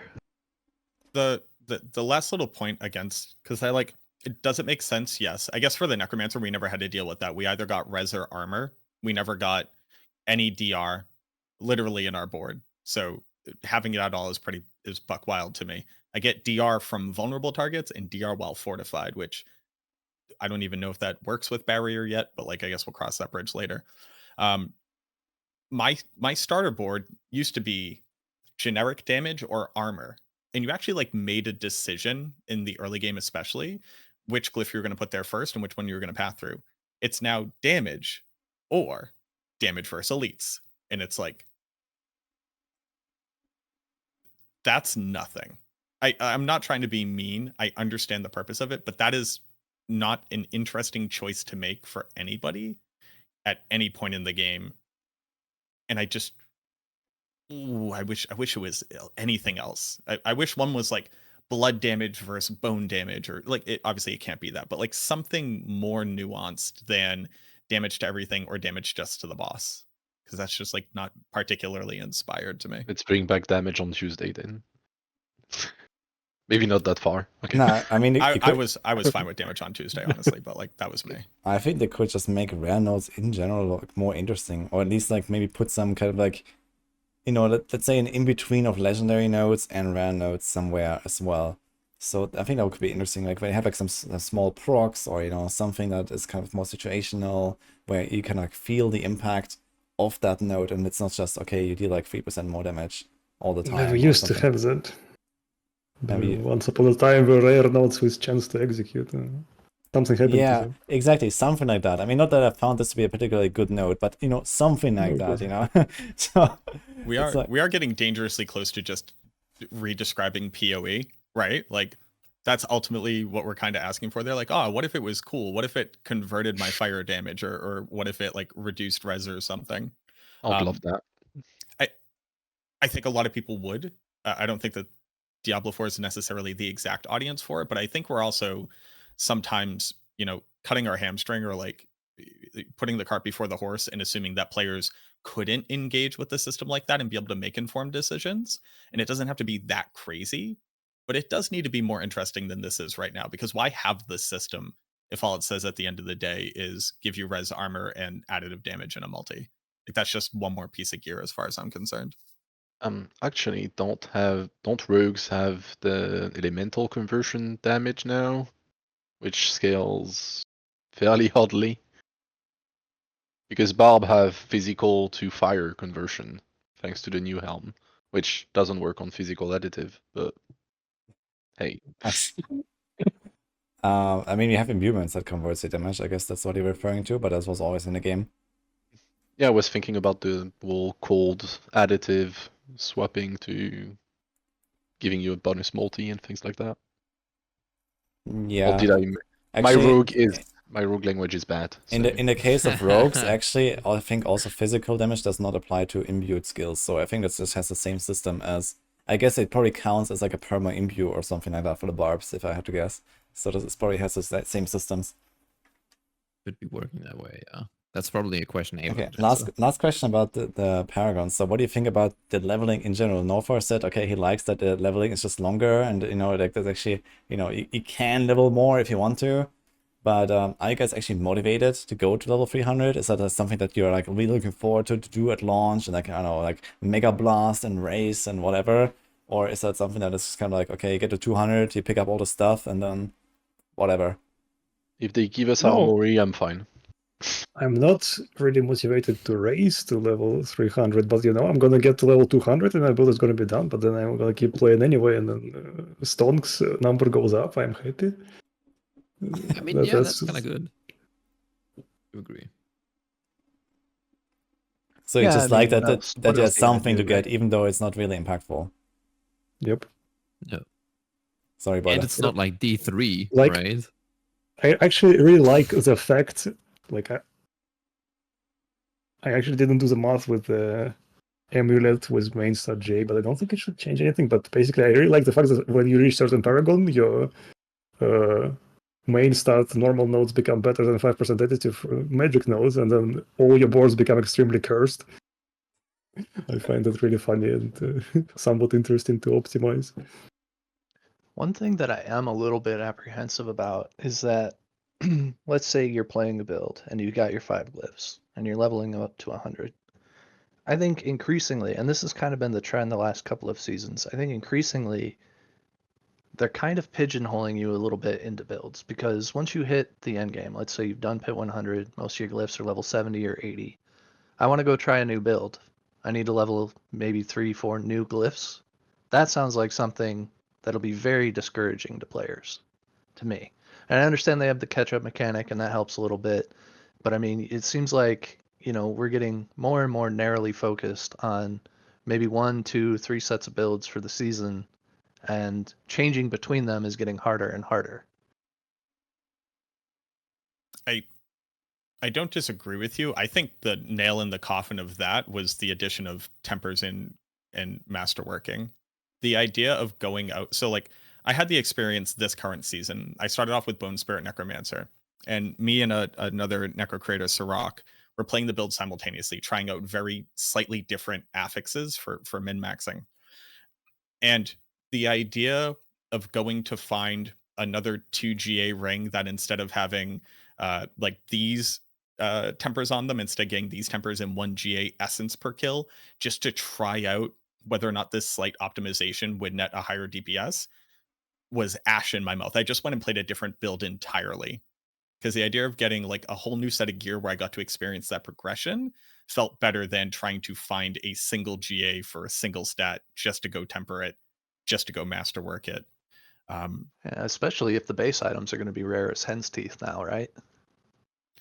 New ancestral sets. Exactly. To do that on.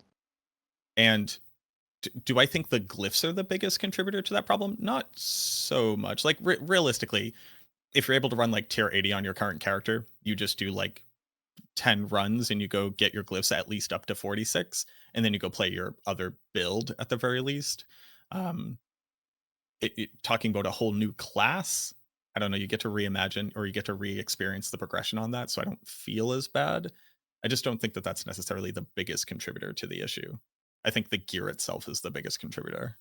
Yeah, I gotta say, I agree with Macro here. Like, when it comes to, like, okay, I'm playing a rogue and I want to do, like, let's say 5 builds in a season with that rogue. Either you re-level, like, another one or not. Let's say you don't want to level another one. At the very least, you're gonna have in mind, okay, what kind of gear do I need for it? You're gonna start putting some stuff in your stash. And as you do that, you know, there's, like, a long progression with your main build. And then eventually, like, as Macro just said, you can just get your glyphs to, like, 46. You know, it doesn't take long when you have these, like, you know, you get, like, 2 or 3 level ups per run, and you can do this 4 times. So the catch up is actually very significant. Like when you do like a pit 80 or so, you can get a glyph from like 1 to 15 in literally 1 run or something like that.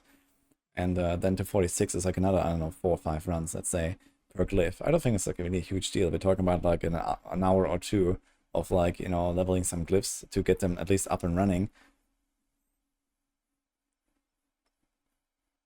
Yeah, like the thing that I don't like about this in general is if you're like, let's say you have your build, which you used to level to your glyphs to, let's say 80 or something, right? And you're kind of bored of the pit and you want to go into Nightmare Dungeons. You kind of have to at least slightly respec your build because you want to go through the Nightmare Dungeons quickly, maybe with some mobility aspect or something. And now the question is, would you ever change your actual build just to farm Nightmare Dungeons? You probably wouldn't. And the thing is, you, from an efficiency standpoint, it would make sense to do that. Because if you're only farming Nightmare Dungeons, you could consider just playing a build that's just generally faster at doing so.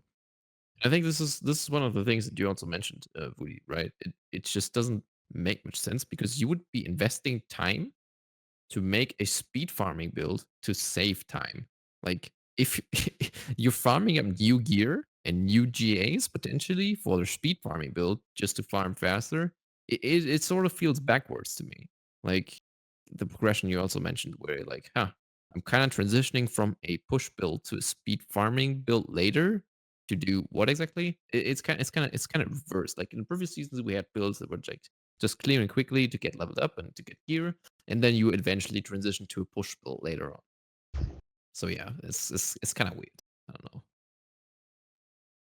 Yeah, it's basically it plays into what we discussed earlier with the difficulty and the progression, right? Where if there was a higher ceiling in the let's say Torment 4 was way harder than it is, or like basically unreachable, let's say.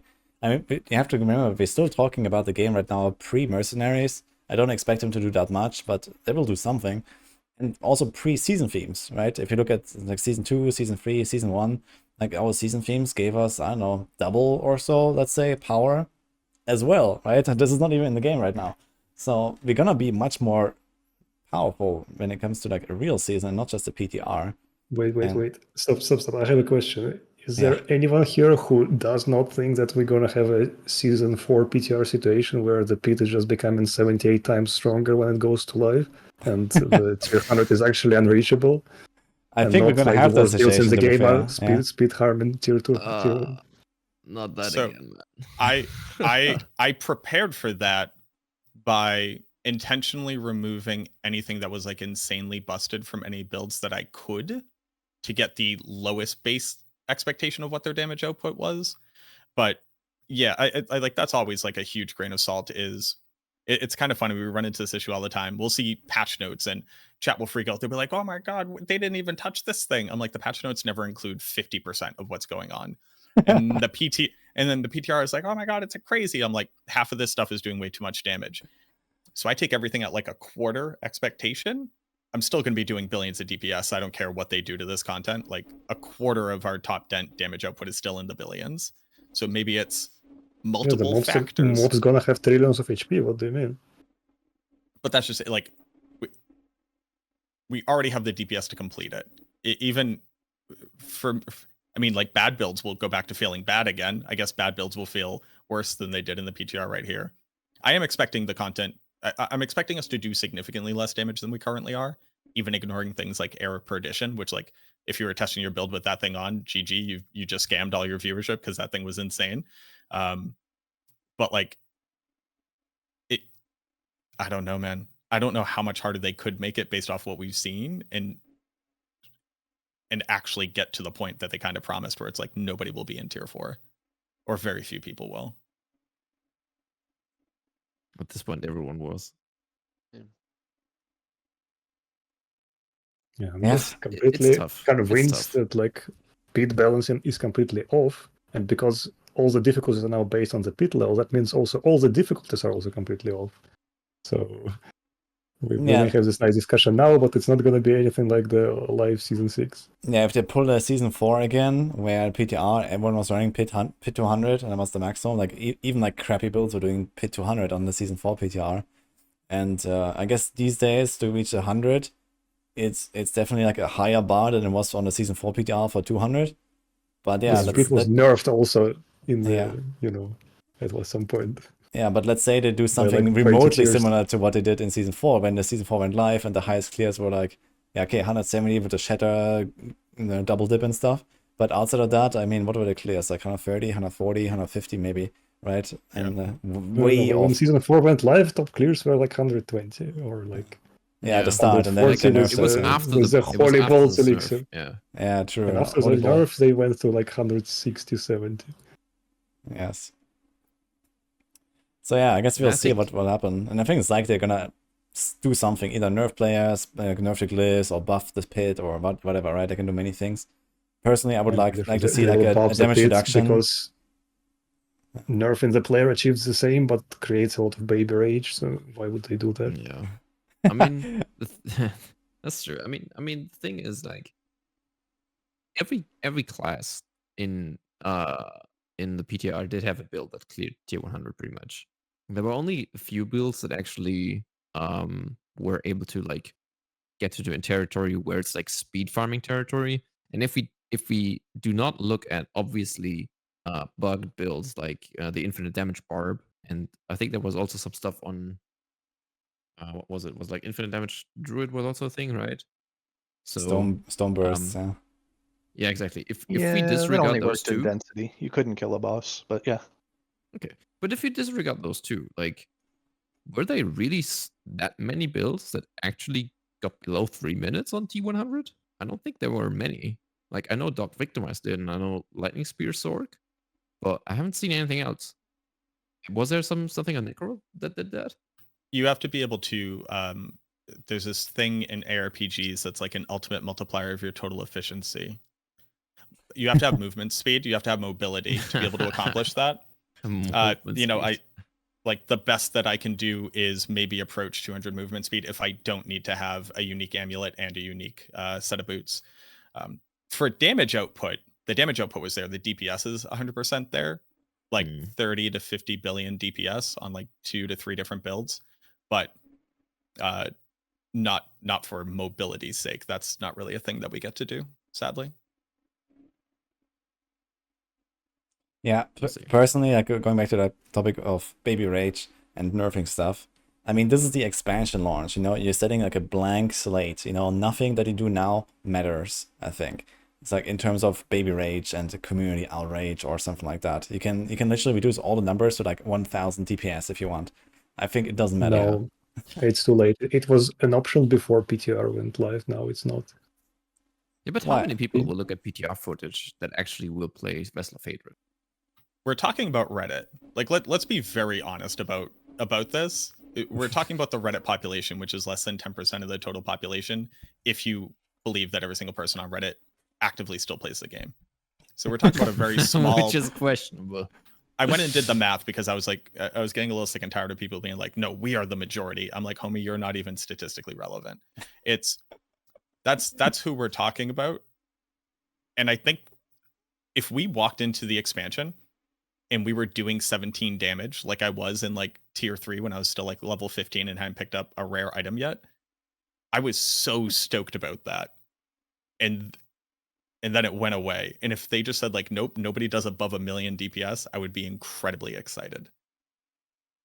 Yeah, I think that I cannot see a world where the people that would be upset about a much tougher number squish would outnumber the people that were coming to my stream the entire week every day. I had like multiple times, dozens of times per hour. I had comments in my chat of saying, "What?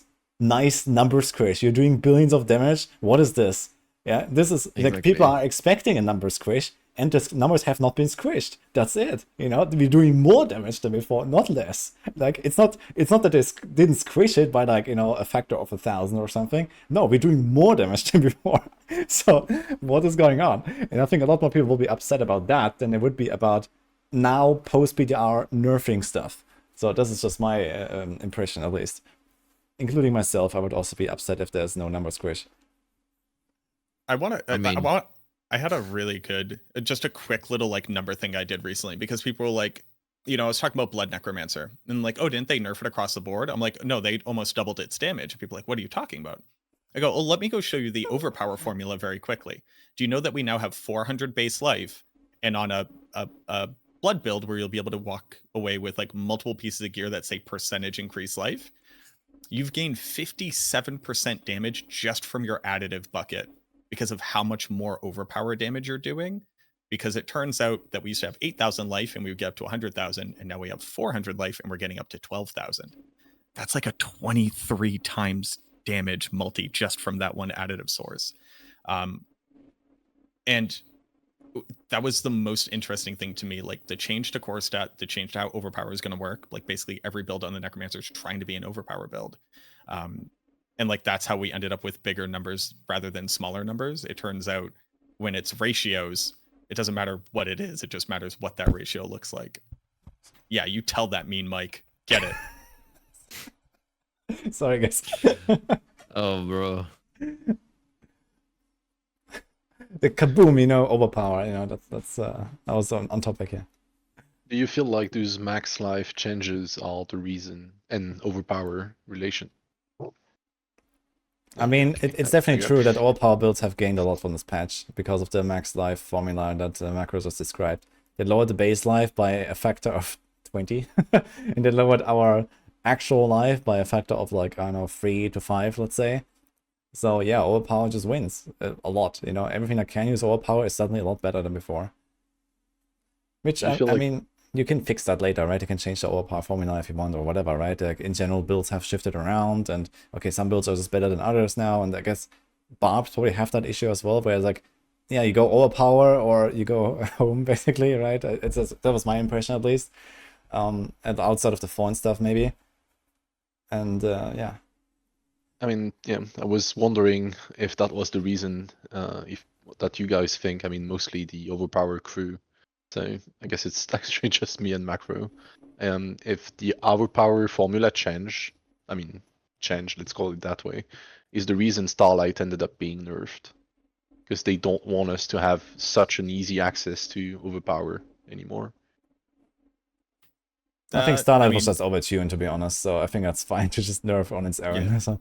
Starlight was absolutely overtuned. There's also like the real world scenario where like you're kind of continuously taking damage unless you have barrier generation. So it's not only ever over healing, you're also going to be getting the healing coefficient of the, I mean, this is like really nerdy, but you know, I saw the Starlight nerf and people were like, well, we're dead now. I was like, well, that thing also said click one button, fully restore your essence every single time you clicked a button. That was pretty strong. That was probably a little bit too overtuned in comparison to the other options, like 10% lucky hit chance for 50 essence or whatever. Maybe Northy disagrees. Do you love Starlight? I'm sorry, but I'm just my experience with Starlight was fucking Underreal abuse, and it was more like restore your full essence 78 times from clicking one button. Yeah, per second. Yeah, exactly. Yes. It was a very warranted nerf, to be honest. There was so much potential for broken. But did they overdo it though? What if it was 100%? Yeah. I don't know. I think Starlight is still an aspect that it can feel happy about finding at various points in the progression, but maybe it won't fit into like most endgame builds. And I think that's okay. You know, if there's a reason to use it, you find it, you're gonna feel happy, because especially early game, you don't have like infinite barriers, or you don't have like, you know, your defense is figured out and the resources figured out, and you know, I think that's okay. Well, for Barbs, that one is a big hit. I'll say it. because like the solving the fury generation issues for Barb are gonna be like a big problem. But well, half the aspect didn't work in the PTR, so All right. Anyway, there's another topic I want to talk about, something new that came to the game, which is runes. So I want to go in that a little bit before we jump into like the actual class discussion. And then we can round it out there. So what do you guys think about the rune system? And we have like some D2 represents here as well that might have something to say about this. So I'd be quite curious to hear, like, do you like it playing around with it? Do you think there's many cool choices? Or how did it work for you? I like that Druid ultimate. I guess everyone does. We like Warcry, so it's Why kind of not- what I was. I say, fearing why is not that- both? Yeah, it's kind of what we feared, or what I was fearing at least going into it, is that maybe there's only 10 ritual and invocation runes that are even really warning consideration at this point. Definitely some balance issues. Maybe you can tweak offering costs to get there and make it a little more balanced, but yeah, I mean, to me it's like there's a very clear meta and maybe only a dozen runes in total that are worth like any consideration, with some niche cases outside of that, depending on what kind of build you're playing. Yeah. About runes, I really don't want to roll a barb to get plus Warcry on my boots. Please. But do you want to roll the Druid to get petrified duration on your items? So good, man. So good. No, I like runes are in a spot where Warcry and Petrify are dominating everything, and all other runes are FT in comparison, which is a problem in itself, obviously. But in general, I think runes is a great system. It's a great addition to the game, but obviously it needs tweaking and balancing. Don't you think that it is also mostly a problem of the PTR giving you everything for free and there's no actual farming and progression towards those runes? Because what if those runes like Petrify and Warcry and Stand Still, like all these legendary ones, are actually just like Omega rare? Imagine like, I know Jar Rune rare or something from D2. I'm not sure if that really tells anyone something, but like these high runes basically that kind of like drop once in, I don't know, a dozen hours or 2 dozen or, once in 100 hours or something like that. So what do you think about that when you kind of like, you progress your character for like, basically half the season or whatever, and you never even find a Warcry? And then eventually you get it and you're like pogging out and you're like, man, I got it, like you're freaking out, and before that you have to make do with something else. How would that feel? I mean, we had that in season 3. It was Yeah, called with Evernight and Genesis and Genesis, Evernight. and it was ass. It was Yeah. Well, I had 8 Evernights before I found Genesis. well, hold on. Malphus was ass. Running Malphus, especially solo. Although I did like the fight in general. I definitely think that's a piece of the puzzle that is missing, Woody, is I don't really know how long it's going to take me to get runes. If I had to guess, they're going to drop a lot in the Undercity, another progression system that we don't necessarily know what its purpose exactly is, except that it is a progression system as opposed to an endgame system. If I had to guess, runes are going to drop there. Well, that aside, do I think if given every single rune, they succeeded? As a D2 purist, and Woody has heard me rant about this a lot, so I'll try to keep it very short. I think that rune words in Diablo 2 were the worst part of itemization in that game.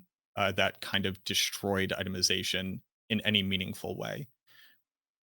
And I think that they avoided those issues with how they've implemented rune words here, and I'm very excited for that. My fear is everybody would use Enigma. My Necromancer would have to use Enigma, because if I didn't have Enigma, I would be slow. Luckily, it's really bad to activate the Enigma rune and actually teleport like a sorceress based off of Evade. So luckily it's not good, so I'm not going to use it. Which is a funny way to put that. But I think that they've avoided the major pitfall, which is you have to use these ones or your build doesn't work. And I think they added in enough interesting options that aren't just Warcry and Petrify. I basically think those ones kind of shouldn't be there, or at least Petrify shouldn't. Petrify is insane. Like, that's just absolutely bananas. It lets build stagger bosses that shouldn't be able to stagger bosses. It's a 50 multi. Like, it's just absolutely insane. But they did some cool stuff. If I could actually scale the effects from other classes like meteorites and the whatever those sparks are from the Druid. I don't know what the hell I was looking at. Just these little wisps flew out of me, and I was like, cool, that was 50 damage. That's sick. You know, if I could scale the wolves with my minion damage so that they were relevant for my minion build, if I could get scaling for the meteorite so they actually did something, that would also be very cool. You know, it kind of stinks that when a new system gets added, often I have to say these are good building blocks. I can't wait to see what it develops into. But that's kind of my takeaway here. I'm like, this is a cool concept. And then If nothing the ever earlier- happens afterwards.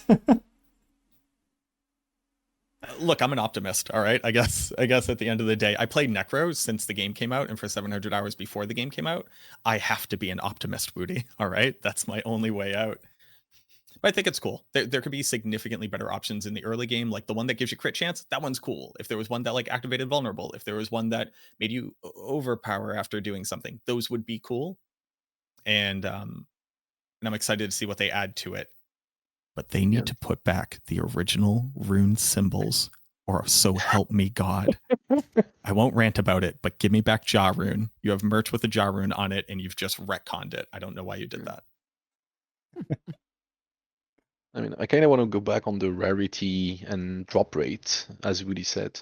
I feel like the drop rate for runes is going to be probably decent for the sole reason that there are no unique runes at the moment. So I don't feel like we're going to be seeing the same situation as Season 3 where, well, as Meepy said, farming for Evernight was a nightmare. Regarding the whole build ID, I do love it. I think it brings like a lot and a nice touch to the game. Like there's not just Petrify plus Warcry technique. Like the fact that for Barb you can run one shout and have the other two shouts as runes is like super nice. Okay, and the triple shout meta is not the best thing that ever happened, but well, it's there since Season 0, so might as well deal with it. There was also like interesting interaction with the minions generating offerings whenever they die that actually also apply to Call of the Ancients. So you can do some pretty interesting things with these. But as Macro said, or was it Boiler? Sorry, the tuning of some of those powers need to be like more in line because there are very strong outliers. Yeah, personally, I think that it would be more interesting to have more utility choices or more like niche buffs or something like that. I feel like Petrify and Warcry are like too generic in what they do. And maybe they were just like overpowered or overtuned in the sense that they were too cheap to activate. I think it's okay that you can get something like a Perma Warcry if you have like insane offering generation. Like, you know, some build, for example, like let's say Rain of Arrows Rogue or Death Trap Rogue, where you can do cast an ultimate, you get 150 offering for an ultimate. You do this like every second. There's like a very niche type of build, right? Where like really spam offering like crazy. And if in that case, your Warcry is just a really good rune, even though it costs like 1500 or something, sure, you know. And yeah, if most other builds, like maybe just with the tuning of the rarities and the offerings, you can do a lot of things already, I think, where like maybe the Vortex, you know, if the Vortex on the Spiritborn that pulls in enemies was way cheaper, I think this would be a really cool option for many builds. Just you walk up to a pack, boom, everything is grouped up, it feels good, you see an impact, it's like, you know, it's just nice. So maybe there could be more stuff like that. And also, as Marco mentioned, like more stuff to like actually synergize with some of the cool little effects like the meteorites, if you could somehow do something with that, right? And scale it up or so. But I feel like it's just yeah? I feel like you have to go get Vortex size tempers from the Spiritborn for that to be any kind of useful. I don't know about you guys, but that thing is tiny. I mean, if we could like level up the lowest rarity runes, I'll be fine with those. At the moment, they just like overshadowed by the rarest ones.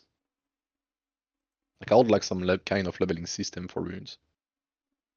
I mean, there is like an upgrading thing, right? You can do like 3 to 1, and then it has a chance to upgrade into the next rarity and stuff like that. Yeah. But it's like pretty harsh. I think it's like 15% chance to upgrade into a random rune of the next rarity or something like that, right? So it's very, very tough to upgrade them. I don't know about you guys, but I actually dropped a lot of runes, even from just running pits and nightmare dungeons. Yeah, I don't think acquisition of those is going to be a concern, especially because you can craft them up too, right? You can trade in. You can trade them up. And Yeah, it's not I like was it's I was not just like saying- you ever need more than one copy. Yeah, I was just saying that, it would be a possible solution that, you literally make like a Warcry rune, like a 1 in 100 hours drop or something like that. And, until then, you just have to do something else, Yeah, And I wouldn't be upset then that, everything turns into Warcry in the end or something, if that was the case, because at least on the way there, I have other stuff to do with the runes. What about as the North fact? was said, we're like in the same situation as. Sorry, Macro. 1 second. As North was said, we would be in the same situation as Season 3, right? Where you're farming for that specific rune, you don't get it. Pit ladder has concluded, you're sad because other people are doing 50x your damage. It's not cool. I don't like the idea. Like, I see the grind, and grinding for something is cool, but there are also drawbacks to it. And I personally don't like it, but I can see people that like it. Go ahead. What about the fact that you either need to give up your stash tab or go make your rune mule, just like in D2? Because like, dear God, the amount when I opened up the cache and they all fell on the ground, I went, oh cool, and then I picked them all up, and before I got to the end of it, I couldn't pick up any more, and I went, wait, hold on, what just happened? And then I went in, and I went, hold on, this is only half of them, and then I filled up an entire stash pad, and I was just like, what? How did we get here? Because they're going to add more runes ostensibly, right? Like that's what we expect to happen in the future. Yeah. But we have one more stash tab. And then one more stash tab, and then we'll have 2 stash tabs. I cannot believe that there's not a rune tab in your stash that just has like a socket where every single rune can fit. I want a currency tab from PoE for my runes, where it's grayed out and I can see the rune slot there, and it's missing my fucking Warcry rune because I haven't found it.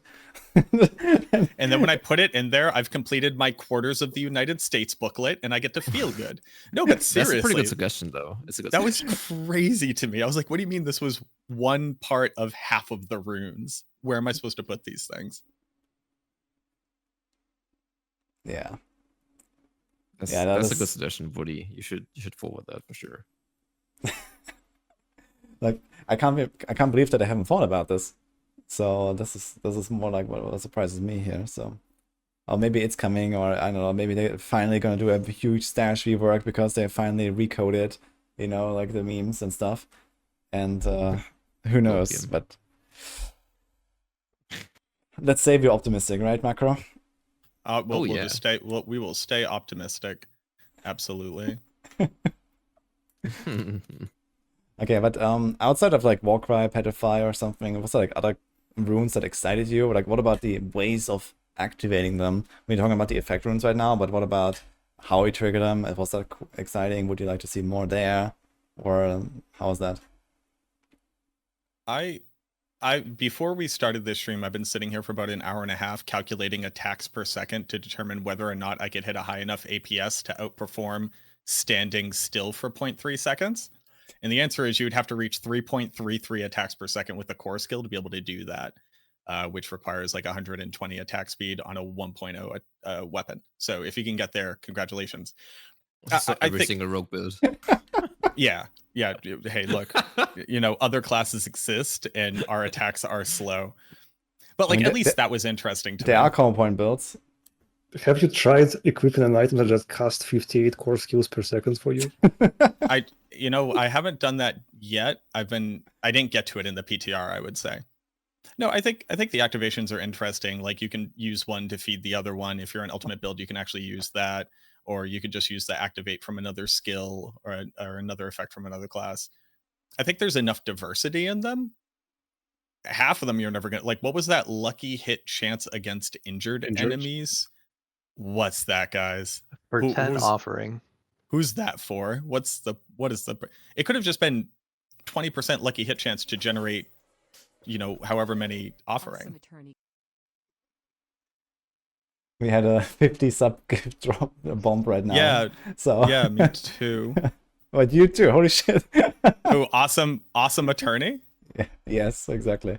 Did you just go around during your stream or what? Yeah, thank you so much. Shout outs to awesome attorney. Sorry for interrupting, but yeah, no, appreciate that very much. Thanks for the support. But yeah. The one time I decided not to stream the podcast. Oh shit. Indeed. What are you gonna do with the other guys now? Anyway, macro, you were done? Yeah, I mean, it's basically like, I think some of the generators are cool. Some of them are just like so obtuse, I'm not exactly sure what they're supposed to be for. Like, I don't know what build uses them. Watching a barbarian run around with no skills on bar, that was pretty funny. I thought that was hilarious. You know, I think that was you, Mippy. That was very funny. No, who was that? Who did that? Probably Snail, if I had to guess. Oh yeah, Snail. Sorry, Snail, yeah. sorry. You two are apparently the same in my brain, which is not real at all. But Snail does funny stuff like that, yeah. no, that was funny as hell. I was like, that's exactly what rune words are for right there. But unironically, I think that's what I kind of hoped they were, like, be able to scale weird stuff. When I was You know, reading, Yeah, actually, just to give proper tribute, I think it was Condis. Was it that did Condis? it. Yeah, Condis, it was that's who it was. Yeah. I mean, there are a few other interesting invocation runes to grab. Challenging Shout is also pretty good if you need the tankiness. The crit strike chance, if you're not capping, is pretty good and easy to max out. It's only 25 mentioned not offering. capping with perditions again. Yeah, I mean, almost everybody is at this point, but also druids like their helmets. Yeah. Dark Shroud is good, especially if you go out of your way to grab the damage per Dark Shroud temper, which I still don't understand. It's still too strong. Get rid of that. What the hell? Even like the new Glyph meta and everything. I like Decrepify a lot too. I think it's not as strong as Petrify or Warcry, obviously, but it's pretty good for using Zol Rune to evoke powers from other classes and generate offering for a secondary rune. I like the Necro Curses. I think they're not bad. In terms of ritual runes, though, I got 5 on my list of okay, these are worth it. And one of them is Stand Still, which is antithetical to Yep. video gaming, but like, here's where we're at. Yeah, I mean, the standstill is kind of required for these weird meme builds of 0 skills on a bar or something like that, right? For reasons unknown, teleporting counts as standing still. Shadow Step Are also you counts as standing still. serious? Yes. What? Yeah. Yep. Even when you're literally standing still, you're faster than me? What is Yes. happening? Banned I by a hate lot. this. You're technically not moving. You're teleporting. It's the same with Shadow Step. But are you also traveling? Are you standing still and traveling? Yeah, Like, do you so get the travel power? Yeah, basically a skill that teleports you, like Shadow Step or Teleport. And during the animation, you are not moving. Like, your character's legs are not running or something like that. So that's why it's standing still. So that works. So you're actually standing still, but you're traveling distance. I hate I all think of the you. distance calculation is like not correct. Like you get way more distance traveled when you walk it than when you teleport. It's the same with Impetus on Rogue. It's a passive. It also has like the most absurd calculation for distance traveled. It basically resets if you dash twice, but it gains distance if you only dash once. Yeah, it's some weird stuff. I think one thing that kind of was very exciting to try, I was playing mostly Rogue on the PTR when I was doing the Rune stuff. And I actually had builds where I put in the Dark Shroud Rune on my rogues, just so I can free up an aspect slot, or even just not have any item that has a defensive power. Just replace my Umbers, and I could go like all uniques in, like, you know, helm, chest, and pants or something like that. For example, on Death Type Rogue or something like that, where you have Eyes in the Dark as unique pants. I found that to be very interesting, actually. A fair amount of druids were taking the Petrify rune so that they could run Cataclysm or Grizzly Rage, or even Lacerate. Yeah, and personally, I found this very exciting, actually, that you can do these kind of weird combos as well. So that was fun, I think. I got to make You didn't put Dark Shroud on your bar? No. What is this? I mean, that's actually an option as well these days. But yeah, I did it. I didn't. That's the funny thing. I actually did it. I think one of the coolest interactions was adding both of the curse runes to my necro build to make a infinitely stealthed affliction curse necro, where all I did was run around and evoke a power from another class and just autocast curses that dealt like 10-20 million damage. Unironically, I thought that was one of the cooler things I've done in the video game. Now, obviously, like, I probably shouldn't be permanently immune while actively doing damage from rune words, but like, I don't know, man. Apparently, if you put stealth on other classes, it's really, really good from the new Mythic Unique. But those exact cases, like I've seen a lot of people downplay the success of rune words because like, oh, you'll just do Warcry and Petrify. And I'm like, you will just do Warcry and Petrify. Absolutely. That doesn't mean they didn't add stuff that's cool. Like snapshotting Overpower on the Unmaker build, which Woody, you played recently, right? Yeah, Like, that was very fun. That was a cool, interesting mechanic that like we had to digest, figure out how it worked, and then how to abuse it. And it's like, okay, cool. Now my damage over time build lets me overpower because of this rune word over here and how the game works. I think they did some cool stuff. I see it as a success. Now I just want it to be expanded upon. I think it would be perceived much better if the Petrify and Warcry runes just didn't exist. Yeah, or just make them They're like just too good. really expensive or something where it's like, yeah, it's Yeah. still nice when it happens, but it happens not often enough. So maybe most people just go with something else or something like that. I think that would be okay as well. Yeah. What is like some new type of effects that you would like to see in runes? Maybe if they expand the system, let's say next season they add new runes, and you know, okay, we have like some runes where it's like, okay, cast a certain skill, like you know, an ult that does damage, or you know, these random meteorites and dancing bolts.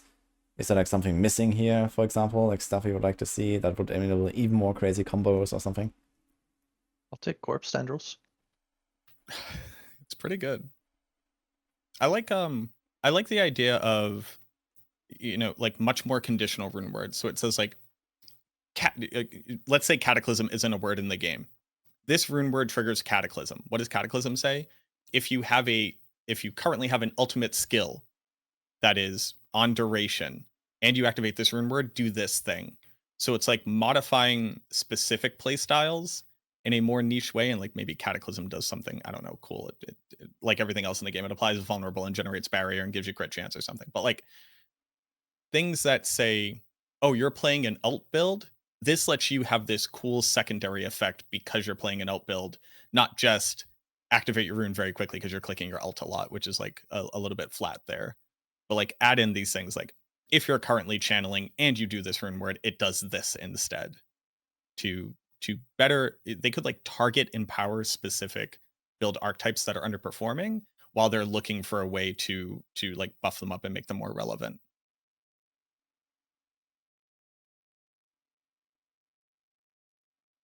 Oh, and chat says turn you into a Hammerden. That seems to be a popular one. Just become a Hammerden. That would be pretty cool. Hey, what if you were a Hammerden?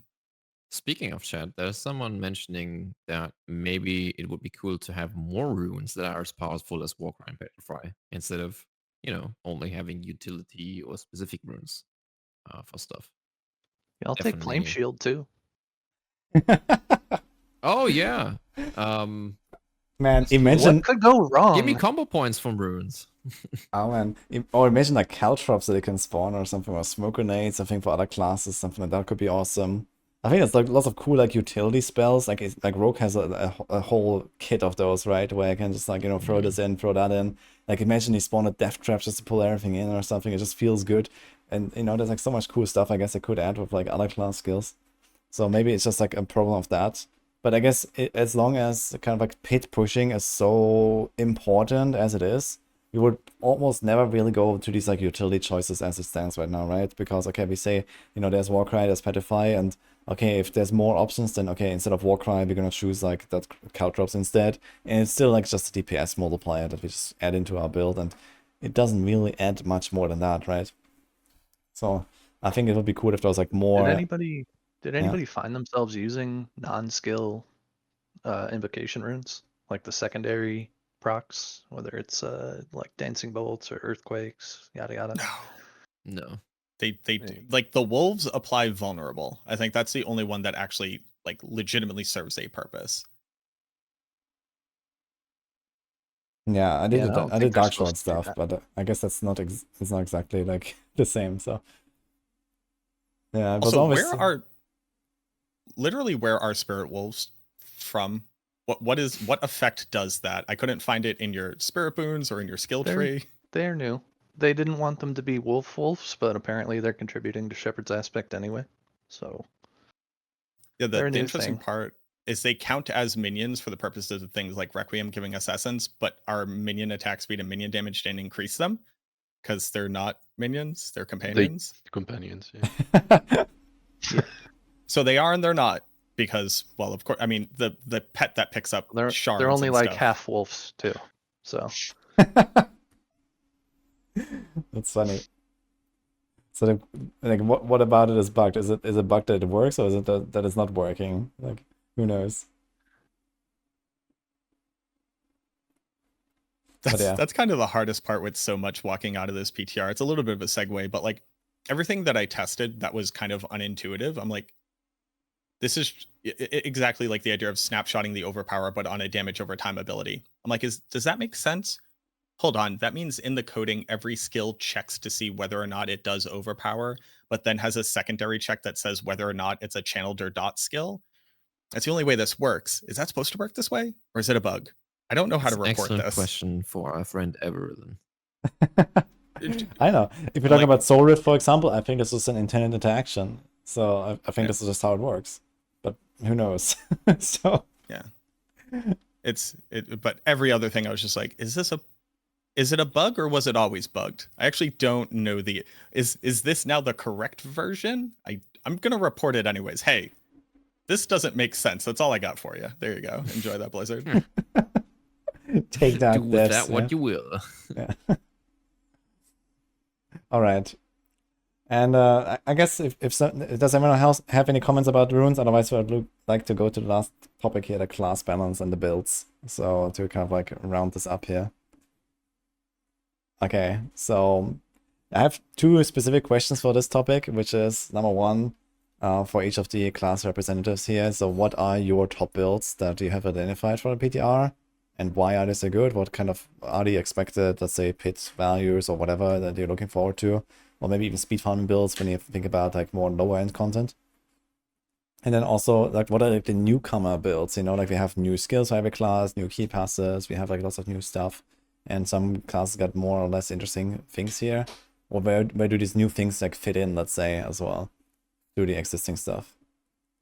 So let's just go like through the class, let's say, alphabetically maybe. So starting with Barb. Oh damn. I even prepared like a little flowchart in honor to Rack's talent on paint. So Oh, okay. I'll prevent it. I mean, it's titled "How to Cook a Good Barb Build." So, do you think I can share it, or is that gonna take like too long? I can open it on the screen, I guess, if you have it. Yeah. How to make a good barb build. I'm excited to see that. Yeah. You're sharing it here in Discord? Yeah, I can do it. I hope that's gonna work though. I should. I mean, I can present it worst case, but okay, I don't have an account there and stuff. Asking for my email. Okay. What the fuck? Yeah. Okay. Screenshot it. Come on. Okay, screen share it. I'm gonna open the screen. Oh, you want me to screen share? Okay. Yeah, do it. Why not? Okay, guys. Beat Dober can be paired, guys. Alright, here we go. I have to. Okay. So this is how to make a good barb build. Okay, it's very easy, and it kind of like summarized the entire findings we had on the PTR. So I dedicate this as tribute to Rax, which is the Picasso of paint. As I said earlier in the meeting, I think last week. Sorry, I am consider myself as the Van Gogh of flowcharts. So here you can see one. So basically, when it comes to barb builds, the question is how to cook a good barb build, right? So the main question is, can it deal damage? Well, the first thing you want to look at is, does it has good base damage? So high base damage or good direct damage mechanics? And then does it have a strong multiplier? Can you zoom in a little bit? Yep. Yeah, okay, perfect. Right there. Does it has like at least 2 or 3 strong multiplier, and does it have a couple of more multipliers?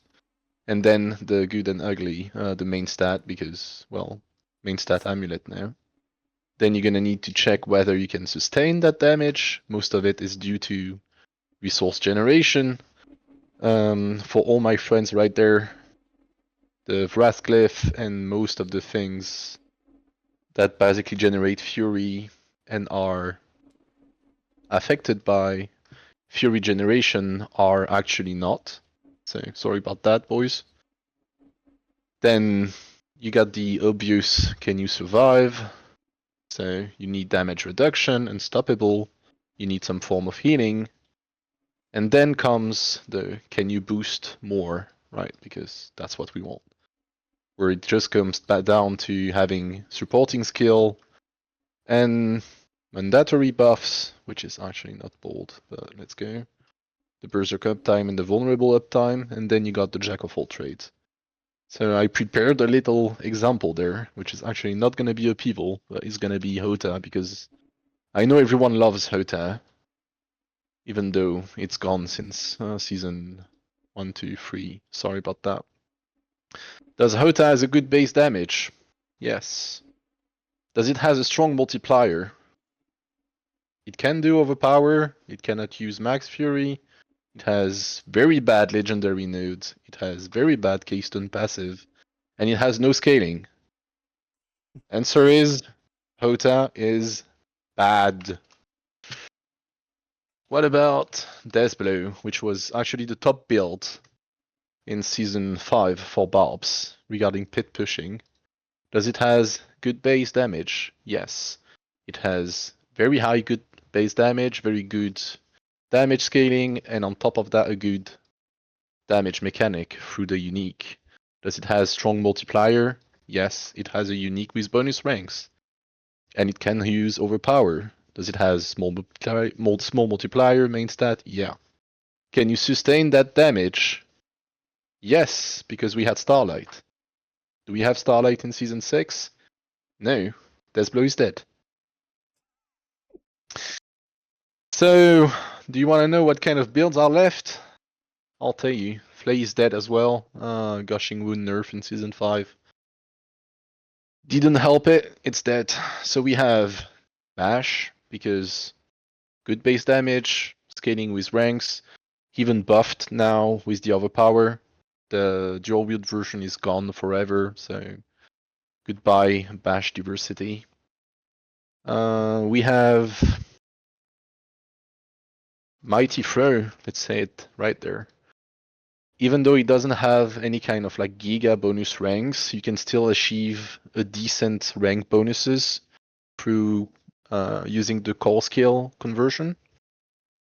And it has a very interesting mechanic that our host there, Woody, showcased, which is every single of the pulses of Mighty Throw snapshot all your damage bonuses, including the Overpower tickets. Which means that you throw one Mighty Throw, if it overpowers, all the pulses overpower as well. I mean, that's just like a general base game mechanic, you know, an entire skill overpowers for Yeah. all of its damage instances. Yeah, but it's fairly new to Barb because we never had any skill that did multiple instances of damage, which is also one of the reasons you never seen LHC Barb anywhere. So Mighty Throw, top contender, and it's actually not bugged. So, I mean, outside of the attack speed, but well, let's keep it that way. And then people are gonna want to know if Thorn's good. Thorns has 2 bugs, which make it deal square 10 damage at the moment. So you can snapshot the Thorn while channeling inside Whirlwind and keep going up and up and up, which deals the infinity damage thingy. And on top of it, if you have basically Needle Flare plus the new passive, you deal Thorn damage every 0.1 second to each target around you instead of every 1 second. So Thorn's bugged, probably dead once they fix the bug. Sorry Do you about have, that, Thorn's do you have boy. any idea how strong it is without these bugs? Thorn's dealing 10 times the damage it should at the moment, except versus just one target, where it deals the intended amount of damage. Bash is gonna be most likely one of the strongest build with Mighty Throw. No, I see no problem for those builds clearing pit 100 with the current difficulty. Even, I mean, at least once the fixes are on. I don't see Thorns doing past pit 80 once, maybe 90 at best, assuming current difficulty once the fixes are done, sorry. Flay, pit 80 at best, it's very bad. And then the remaining builds are gonna be, well, Deathblow is gone, almost. You cannot sustain Lucian if Blizzard fix all the interactions bug with it, and the fact that it disables half your aspects. So if you want to play, oh, and Leapquake, sorry, I forgot about like the new shiny son of Barbs. Leapquake deals 2 times the damage intended, and the number of earthquakes is not capped as the Dust Devils are. So you are currently, most of you running with like 28 to 30 earthquakes instead of 15 at best. And all those earthquakes are dealing double damage. So once, yeah, so if it gets fixed, no, I mean, it's going to be a strong build, it's not going to be a nasty build. Sorry about that, our boys. So Chat is So, asking about Iron Maelstrom. What do you think about that? okay. Okay, so I'll just talk about like 2 very interesting interactions regarding Iron Maelstrom. Okay, Iron Maelstrom is the only good Walking Arsenal skill, because Walking Arsenal is based upon swapping weapons, sorry, which means you have to use multiple skills. The problem is the 2 dedicated weapons, Walking Arsenal skills are Steel Grasp and Ground Stomp. Those are the one with the main interactions with Walking Arsenal, but those skills don't use weapons, so you can't use those. So you're kind of left with Iron Maelstrom, which does all weapon swaps by itself. So it's gonna be good because the new aspect is kind of fun and procs on every single of the button you push of Walking Arsenal. So you can proc the aspect 3 times. Walking Arsenal also now scales with attack speed, which is very good, I think. And Walking Arsenal no longer replaces your entire skill bar whenever you press it. It just replaces sorry, not Walking Arsenal, but Iron Maelstrom, sorry. It just replaces the skill it's on, and no longer all your skills. Oh, that was a nice stealth buff. Was that actually in the patch notes? I didn't see that. No. Yeah, that's actually It's very one good. of those hidden things, yeah. So you can still do other skills while you have one of your charges left or something? Yeah. That's correct. You can use your other skills now. Okay, that's actually very useful. Yeah. Yeah, I mean, there is room for like a lot of fun builds, but I don't see Barb being in a much better spot than Season 5. Sorry about that, boys. Okay. What about Tyrell's Whirlwind stuff or Dust Devil Whirlwind stuff? Is that gonna be a thing? Dead. Dead. What? They removed the okay. How can I say it? Okay, so Whirlwind was performing because it was reliant on a bugged interaction, which was you spin, you proc a Dust Devil, and you can only do it every 0.75 second. If you cancel your Whirlwind and restart, the internal cooldown doesn't have any effect, so you can just spam, click every 20 milliseconds and spawn 50 Dust Devils per second. I mean, it's a bit of a far assumption, but you get the idea, right? Just restart Whirlwind, get rid of the internal cooldown. Yeah, it's the same with Tyrell's Might. Is that also fixed? Yeah, that's fixed. Oh, I didn't realize. Okay. So Dust Devil's Whirlwind gone. Sorry about that. We can still probably have some fun with snapshotting attack speed and trying to bring Gore back to life. But Gore's been dead since like the first weekend of the PTR, of the season 0 release actually, and I don't think it's gonna come back, but we can try. I mean, I'll try. I like not playing like just slightly below meta build, so I'll find a way. No worries. Okay. Yeah, thanks for the input, Speeddropper. Can I go next? I know it's not alphabetic, but it's funny because I have Okay. exactly the same conclusion as Beatdropper. The Sork is not gonna be any better than in season 5. Yeah, it doesn't really go much up And- from there though. So Wait. Oh no. yeah. So basically, like very little changes in like within Sork balance between builds, because like there were barely any changes. It didn't like blanket affect the entire class. And those that were, it was like, okay, small lightning spear nerf, I guess. Conjuration stuck at only 30. I can't believe they would put it so low. And then what else? Some of the bad builds got useful tempers, or they're slightly less bad now. But that's about it. I heard that Frozen Orb was really good though on a PTR and Chain Lightning, but I think this was based on Azeroth or something for Chain Lightning. They are very good on live. Okay, but they're not like anywhere in Lightning Spear territory. I mean, if life was kept at Pit 100, then it would be. They would Pit farm 100 like Lightning Spear. Okay.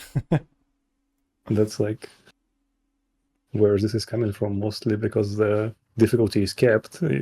People start optimizing for different things than just DPS, and then the build that is miles ahead in DPS, well, not miles, but significantly ahead in DPS, is not really standing out so much.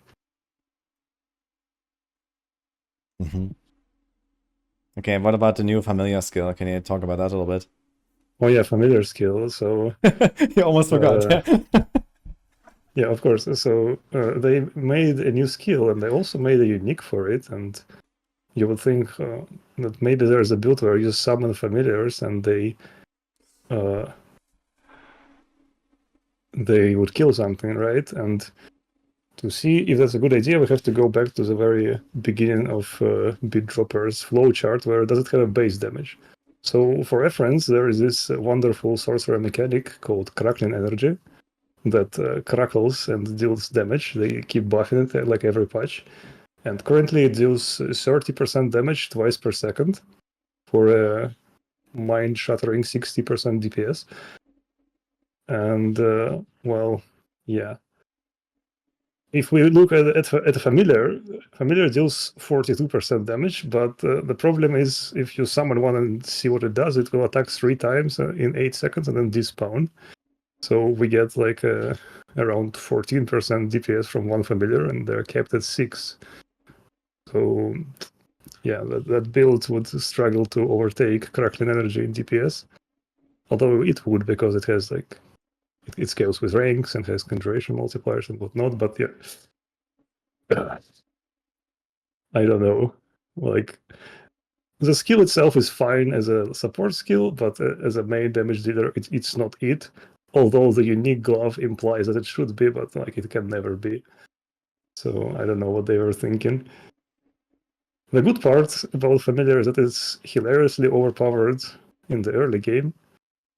Specifically not Familiar itself, but the enhanced upgrade of the Fire Familiar, which just applies 100% burn to the entire screen, and it stacks from familiars, and it applies it every second.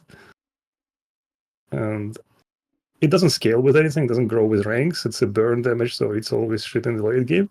But oh boy, before you're like level, I don't even know, like actually all the way to level 60, it just kills everything. That sounds good. Okay, there's one last question for the Sork, which is, how do you like all the enchantment updates that we so dearly needed and have been waiting for a year now?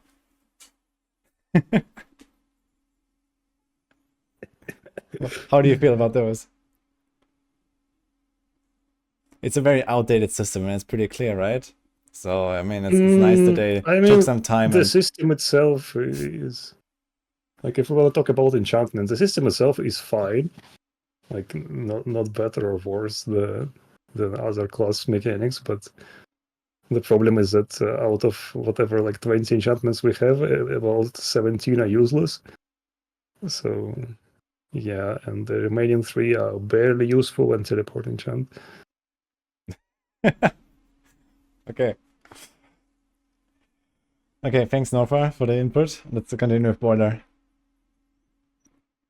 All right, Druids. I'll try to be inclusive here, but also to the point. First things first, we had a lot of things that were either bugged or missing on the PTR. So at the top, I'm just going to say our new glyphs, Headhunter and Eliminator, as well as the unique totem for Stoneburst, Stone of Vahaman, I think you'd call it. None of them were available in the PTR. They weren't available through boosts or by drops, so that's problem one. Stoneburst had an anomalous damage bug that appeared to be associated with density. The higher density, the bigger damage you would do. I think it was also monster level scaling too. Outside of that, Stoneburst has really failed to impress. It's channeled Earth skill, meaning it can't overpower. It just doesn't do things as well as Pulverize or as Landslide with Earthbreaker. It was a little bit weak. There's a little bit of an upshot there with Stoneburst in that the Shattered Defense aspect, giving a 50% multiplier, does make it able to serve as a support skill pretty well. So you may see it just kind of pop in as a one-of skill and aspect for builds that are lacking in damage aspects. The new Shred aspect, Agile Wolf, also had a damage bug. This was also based on density. The 4th hit of Agile Wolf was doing many hits to targets depending on the number of enemies around you at the time it went off. Shred outside of this bug is a little underwhelming. It looks like it can probably just barely scrape into the T100 territory, but it's not great outside of the bugs. It's going to take some very endgame gear. If you take away the bug, it can still do 100. Is that what I'm saying? That's what I'm hearing. Yeah, it sounds like it can play without these bugs and barely make it there. Well, I mean that's not underwhelming at all. I think if it can even reach 100. Yeah, there's a little bit of hope there. On top of that, 2 of our legendary nodes, Thunderstruck and Earth and Devastation, weren't granting damage to Storm or skills whatsoever. So 2 60% multipliers, sometimes used twice in builds, weren't functioning at all. So all that said, a little hard to get the grand picture for you, but I still think I've nailed it down. So first things first. Number 1 build for next season for Druids looks to be by a decent margin. It's going to be the new Shout Druid. We'll be writing that up for Season 6. It'll be a new guide for Max Roll. Fleshrender got a massive buff. Debilitating Roar got an upgrade rune. And eventually we're going to get the Headhunter and Eliminator glyphs back to scale the willpower, which this build double dips off of. After Shout, it looks like there are probably 3 contenders for the top spot. Many variants of Landslide, whether it's Andes, Nature's Fury, traditional Landslide, or pure Landslide is actually looking very appealing. Nature's Fury Landslide is the build I was talking about earlier that can use 6 legendary nodes effectively right now. And as that's getting tampered down to 4, and also isn't able to use the reworked Bestial Rampage or Wildheart Hunger boots, it's looking a little bit weaker than it did in Season 5 relative to the other variants of Landslide. Boulder's looking strong. Hurricane is looking strong by virtue of Hurricane Duration Tempers becoming a utility aspect, and Hurricane getting a double damage temper. Pulverized got some really nice buffs. It finally has a meaningful weapon temper. It gets to hit twice. The Raging Pulverize upgrade got bumped up from 30% overpower damage to 75% overpower damage. And it's one of the few skills that can use the reworked Ursine Strength and Hunter Zenith passives. It looks good, but it doesn't look as good as the 4 builds I've mentioned so far. When it comes to companions, they are improved with the one with Nature Key passive. Actually, that one's kind of a lateral move versus Bestial Rampage and Wild Rage aspect, if you ask me. But the Untamed Paragon board is certainly helpful, and the Wild's Glyph is very good. Its legendary bonus is like 50 or 60% multiplicative companion damage. So that's nice. What else we got? pretty much leaves us with Lightning Storm, Tornado, and Wind Shear. So it seems that we've got Danger working on Lightning Storm and Tornado here. It seems that they have found a way to make it into the T100 range. I wasn't really expecting this going into the PTR, but it looks like Lightning Storm and Tornado got some ups there, and are going to be serviceable for T100, just barely, but I think they'll get there. And they're also going to be reasonably fun to play, I think, in comparison, because it's looking like both of them are going to be wielding Eridas for pulls. Wind Shear, on the other hand, I think is going to be the redheaded stepchild of Season 6. Most flat damage aspects were nerfed in Season 6, and in the case of Aspect of the Calm Breeze, it is about 1/6 as powerful as it used to be. And so, I mean, at least in my limited testing here, granted Thunderstruck isn't working for this or any Storm skill right now, Tier 80 was almost a push with this build. So especially by comparison, I'm even concerned during the leveling process that Calm Breeze isn't going to be as clutch for us as it has been in the past. But, you know, here's hoping we can find a way. I will also mention at this point, I'm going to link in both Macro and Woody's chat. We did do a short little article for Maxroll that has a wrap up of all these class balances. So if you want like something to refer to in the future, we kind of wrote all this down for you. Yeah, this is a article from like a few days ago that we put out, guys, so you can go check that out. Everyone here, actually, I think the Barb stuff was written by Snail, right? Yeah, exactly. But everyone else who's here also wrote a few details about all this stuff. Okay, anything else, Boiler? No, you got any questions about it? Yeah, I guess I can keep an eye on chat, so thank you. Alright, how about Macro? Oh, I'm gonna be so much shorter and sweeter. This season is unironically the most powerful season for the Necromancer in a very long time, with the greatest field of possible builds that you can play across multiple different styles. Now, that being said, they basically didn't address any of the core issues with the Necromancer. So if you didn't like it before, probably not going to like it now. It's still very slow. You still will feel a bit pigeonholed as far as like mechanically what you need to do. You still need to use all the same utility skills because we only have 6 skills in total. I'm pretty sure I did the math. I only think we have 6. But the upsides. Soul Rift is going to be the best ultimate to run on every single leveling build, and it made the leveling experience hilariously fun. It auto-generates essence for you. It gives you survivability. It applies vulnerable for builds that couldn't do that before. The new key passive Affliction finally gave us a button to click when we run out of essence to do damage that isn't crappy Corpse Explosion. So like the leveling experience, regardless of what necro build you're playing, is going to feel significantly better.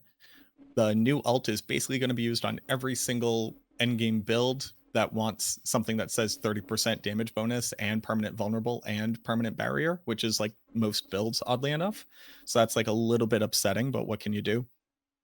And the new key passive is like finally a good option for darkness builds and for minion builds. And you're basically almost never going to click Kalan's Edict or Shadow Blight ever again, because, well, you're never going to click Shadow Blight ever again. There's no reason to ever click that button.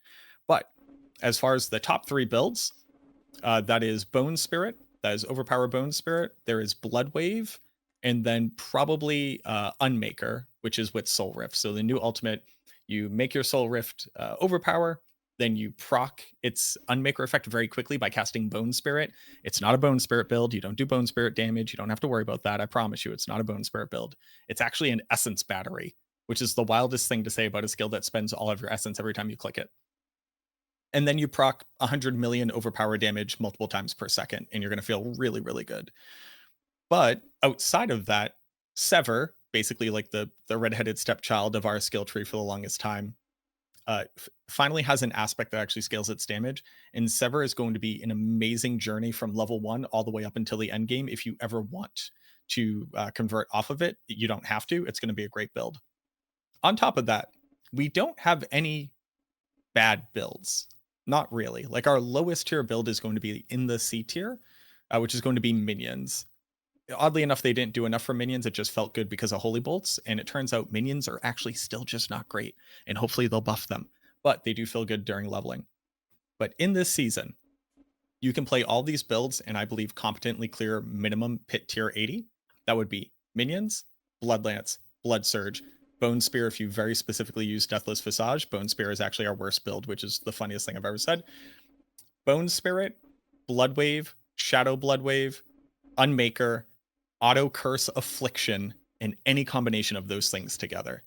It is the widest array of completely viable builds, not based off of game-breaking, like quintillion damage bugs.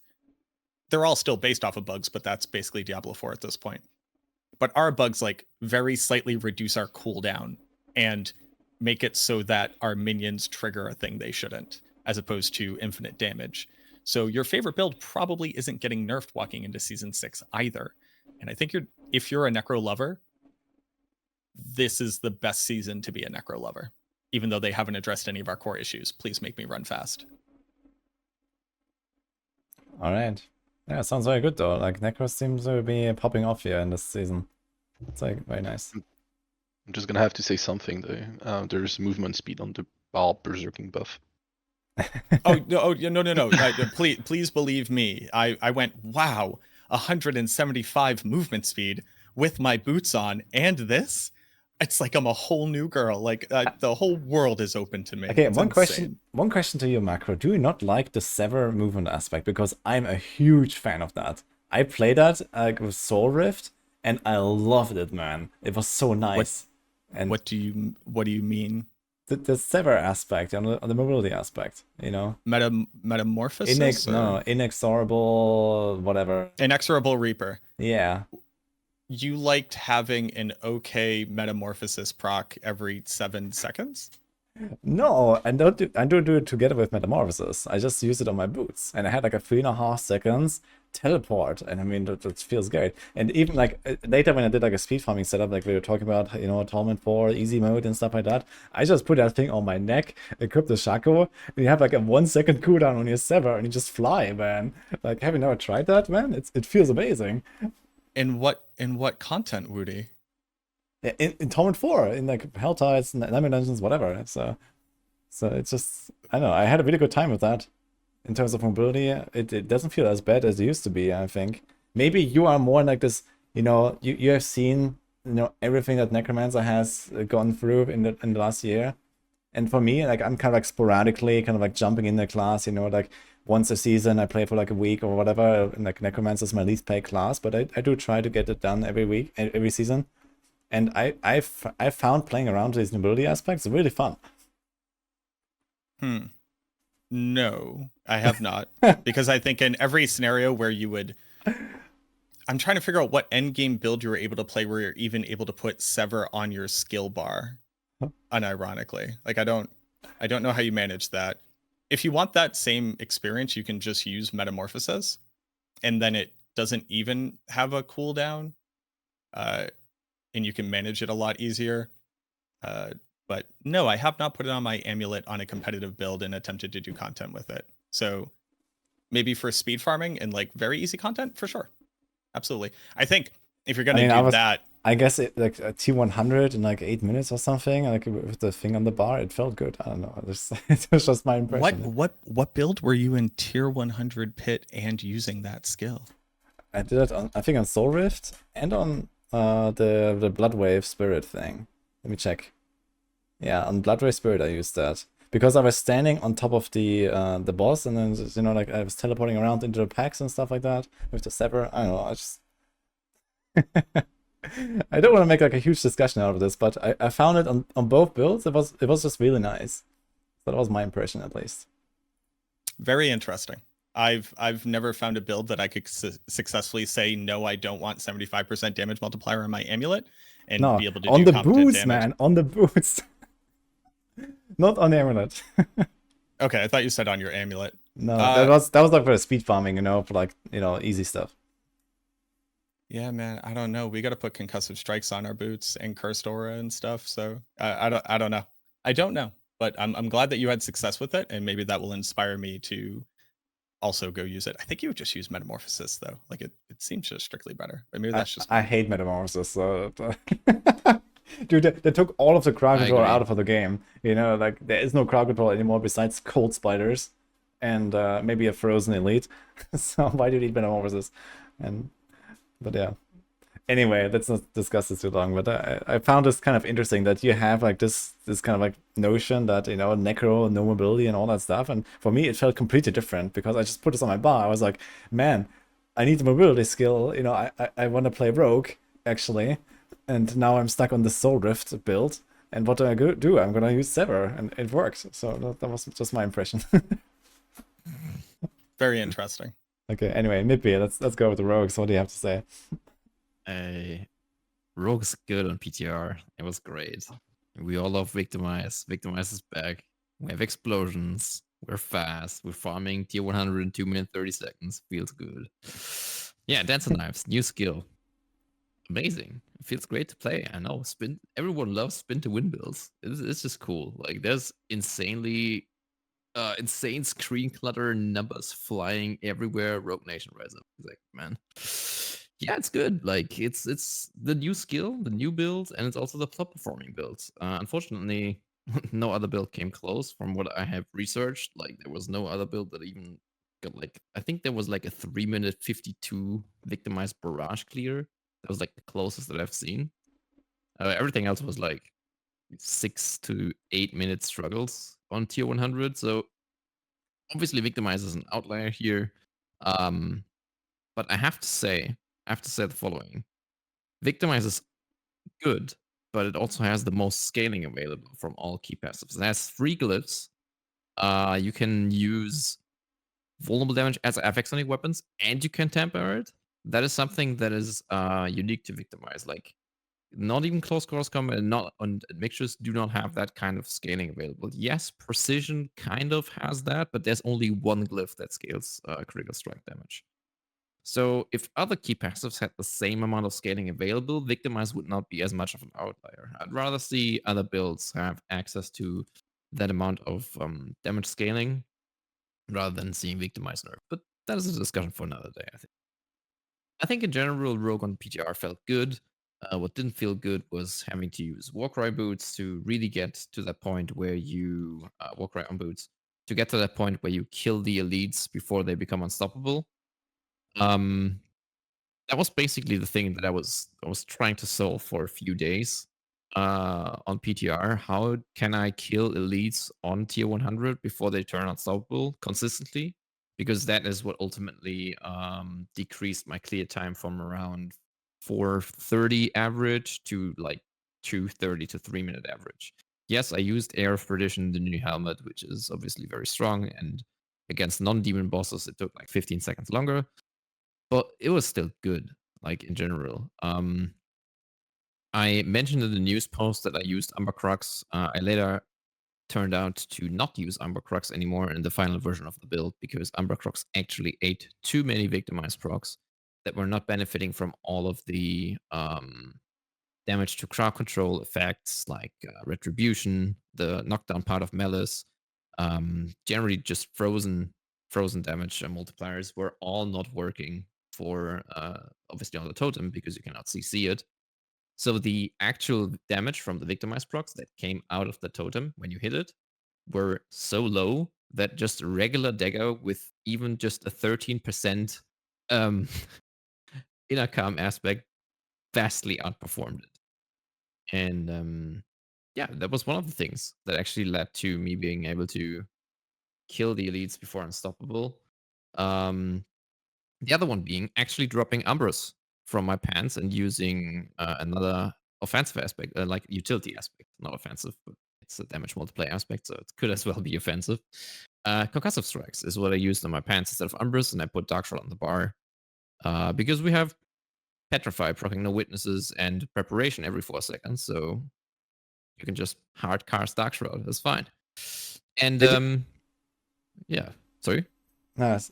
I was going to ask, like, how did you feel about like testing other builds as well? Like you're talking about like the Dance of Knives, which I guess is going to be a very popular choice. A lot of people are hyped for the spin to win rogue and all that stuff. I mean, there's a good chance that they're gonna like fix the spam tapping playstyle, and that will definitely reduce its power greatly. Do you know even roughly with- how much it will go down? My expectation is something like Yeah. in effect of like 3 to 4 or something maybe. No, It's not, like less not than that that? much. Okay. I played like 5 T100s without spam tapping. I still cleared them like 4 minutes. So around twice the damage, I would say, is what you get by spam tapping. Okay. So how's your impression So, of the overall still like reasonable. rogue meta in terms of like the other builds as well? Yeah, I tested I pretty much tried testing everything else. I tested TB and mixtures, which was like the next promising thing with like, apart from Barrage Victimize, but let's just leave Victimize builds out of the equation here. TB and mixtures was kind of good. I did a 4-minute something clear with it, like was closer to 5 minutes, but I think with a bit of more optimization, and if I had GA Warcry boots back then, I could have probably also gotten to the point where I killed elites before Unstoppable.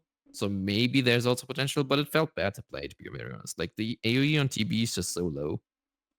And like the delay for the returning blades, it just like given with how fast the game has become, TB just feels bad to play at this point. That's quite unfortunate, honestly. I kind of had the same impression actually, like TB very, very powerful, very nice to just melt the bosses away with like, I don't know, billions of Yeah, damage bossing was ticks. great. Yeah, Bossing but was great, then the AoE clear, yeah, it does feel a bit lacking in 2024. I do agree with that. It's like, I was trying to like 9 times of it, and yeah, it kind of works, but it can also just like dance and everything explodes. So, And then after that, we have 2 more builds that are like in the relevant territory, which is rapid fire with cold imbuement and like precision. Still a good build, still the same as season 5 with a few new tools. Honestly, it was good. It was not like GG territory where we like 1-tap elites and just kill the boss in 2 staggers or something. But it was still decent. Like it was like 5 to like I saw 1 5-minute 50 clear, but that's like the fastest rapid fire clear I could find. I personally couldn't clear it that fast. But I didn't have like absolutely absurd gear or something. Like I had like when I tried it, I did have a GA Sky Hunter, but it had like mineral aspect, and everything else was like 1 GA pretty much. So I cleared it in around 6:30-ish. Maybe with like really good gear, you could have gotten like a 4-minute 50 clear, maybe like super close to 5 minutes. But I really didn't see more potential in that. Like the clears that I've seen were from people that actually had like really, really good gear. Like there was the clear from Zirai. It was like 5 minutes something. So yeah. Anyway, easy 4-minute clears on PTR and one shot all needs 2 cast max. Well, I saw actually good players that play Rapidfire a lot play Rapidfire on PTR, and it was no bueno. So if you have a 4-minute clear, I would love to see it, because that is another thing. Anyway, the other good build that actually was a thing was Andariel's Rogue. I played Andariel's Barrage and I also tried Andariel's with Dance Knives. With Barrage, it was good, like 7-minute territory, decent build. You can definitely farm T4 with it, like in general, but for tier 100, it was like, not as great as we used to know it from season 5. So I think in general, like all the other builds were basically better than Andariel's. That is basically because Andariel's wants to use close quarters combat to scale the damage, and the damage scaling for close quarters combat is, well, pretty mid now. And, it's kind of hard to get close damage other than from Tempest. Funnily enough, damage production of Tempest is still better than close damage Tempest. The glyphs don't affect close quarters combat as they should. So Andy is cool, but it just lacks the damage scaling that makes all the other builds better, pretty much. What else was there? There was Heartseeker. Heartseeker builds didn't really impress me. They seemed rather weak compared to other options. Flurry was okay. There were some grenade builds in like the 9-minute T100 territory or 10-minute T100 territory. I guess it's fair to say that Rogue in general is looking very powerful, right? So we have like, I don't know, probably like a dozen builds or something with like vastly different setups that actually all clear 100 relatively comfortably in like high-end territory, which is kind of interesting. There's also Death Trap that is kind of like a, making a comeback like as a real Death Trap build this time. We used to have that as a guide way back. That was like the kind of like the original Rogue build in Season 0. Also the one that I raced with, for example. And now it's It's like, like the a only real- build. Sorry, yes. No, go ahead. It's like the only build I didn't try. Basically, I saw Yeah. you. Yeah, I post a played video. it. I think you did you clear tier 100 with it, or was it Yeah, only the this was 90 that this you was did? this was 100. So this is easy 100 territory actually, because I guess you are min-maxing stuff a lot more than I was with like the gear and like the masterworking and so on. Like when I was doing most of my testing on PTR, this was usually in a scuffed factor of like, you know, ×2 or more, that, you know, you could still raise the DPS if you wanted, and in just the gear that I was using. And then of course you could go for like greedier setups and whatever in some cases as well. So yeah, if you do that, I think Death Trap is also looking like a top contender actually. Like it does a lot of damage. Like I saw some ticks for like, you know, 3 billion, 4 billion, 5 billion on one single Death Trap arrow or something like that. So it does some serious damage. So that was a big surprise there. Yeah, with how powerful it was. Was that with Air of Perdition or without? I don't remember right now. I'd have to check that. But either way, I was trying to kind of keep my numbers that I like noted down as well. Like basically with that in mind, of course, you know, like to kind of understand, okay, is this like a demon boss or not with the bug? So it's obviously trying to find non-bugged numbers there. But yeah, like I think Death Trap is looking really good. So that is certainly something I'm excited for as a rogue. Rain of Arrows also not as powerful, but it is probably also reaching 100 territory in late game. So I mean, good enough. I mean, okay. To be honest, 100 from Rogue is actually easy because you actually have so much access to generic damage scalers that you could basically just use puncture and still clear it. That's pretty much the thing, right? So kind of have to dive a little bit deeper to evaluate like the different strength between the builds. But it's cool that there's so much options available, right? Yeah, I think in general, like a lot of rogue players will be very excited to play something like Death Trap and Rain of Arrows, because both these are like very unique playstyles and they look amazing. They're like this flashy big explosion, and they cover the entire screen. Like especially Rain of Arrows, you could watch your like it was like my mission to get my FPS as low as possible. Basically, you can watch it drop with every cast. You know, when you spam 4 Rain of Arrows waves once a second, or even faster than that, you know, twice a second or something, I would cast 4 Rain of Arrows waves. It was kind of wild. So that's pretty good. Pretty funny stuff. But yeah, anyway, let's wrap it up here. I really should have tried Death Trap myself. I didn't have the time, unfortunately. One thing that I forgot to mention is Shadow Step. Shadow Step with Victimize was also able to clear 100 in like 7-ish minutes, so it was about as good as Dariel's in terms of performance. And Shadow Step Victimize or Shadow Step Momentum is actually the fastest build that I have tested for Nightmare Dungeon farming. So just zooming around from mob to mob or elite to elite and basically one-shotting them and the boss, that's pretty good. So I guess if you want to do like a specific Nightmare Dungeon speed farmer, Shadow Step is the build to go to because it's just the fastest. Anyway. Yeah, Flicker Strike and Joyous rise up here. Yeah, exactly. All right. Yeah, thank you for the input. Well, I've been actually going quite a bit longer than I had originally planned for this podcast, since especially like this class section took a while and everyone had a lot to say here. So I would say we can wrap it up with this podcast. So is there any other last comments or something you want to like, you know, just get out real quick, or something that you thought we missed now that you briefly want to discuss? The only thing I want to touch on very, very quickly is that get like a quick pulse. Are we excited to be playing the game that we've already been playing, but with the changes in Season 6? Because my answer is a definitive yes. That I'm excited to be playing the game that we've already been playing, but with all the stuff that is coming in the expansion. Because we were kind of bitching a lot, to be quite honest, but like it's because I am very excited. Yeah, of course. You know, everyone has their critique, but I do agree. It's generally getting better and more exciting. Yeah, I agree. Yeah, I guess everybody else hates it, apparently. Nah, that's a lot of cool new stuff, honestly. Yeah, I agree on the new stuff. I still feel like I would like to see a couple of things that have been there and broken since like day 1 fixed at some point. It's kind of making me like worry about. I'm just getting like worried about class balance in Season 6 and from now on. With all the changes they added, I hope it's not gonna take like 4 seasons to have like a decent class balance. But well, I trust us and the community to give feedback on all those PTR. So hopefully for the best. What about Northar? What about me? Are you excited for the expansion? Like for the season? Like Oh yeah. he sounds very excited, guys. I mean, for North War levels, that is absolutely pure For excitement. for Northar standards, man. He's here. Yeah. Okay. So okay. Yeah. I'll reiterate that maybe 80% of the new things coming to the Druid class specifically need to either exist or get bug fixed. So we'll have to feel that one out a little bit. But assuming those things happen, yeah, no, I'm excited. I think we're at least shaking up the top end meta here. It is looking like we're going to get a new best build and shout.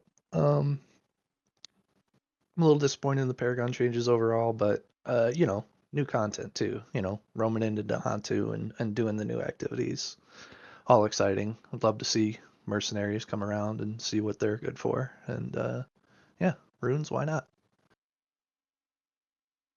All right, and maybe. Yeah.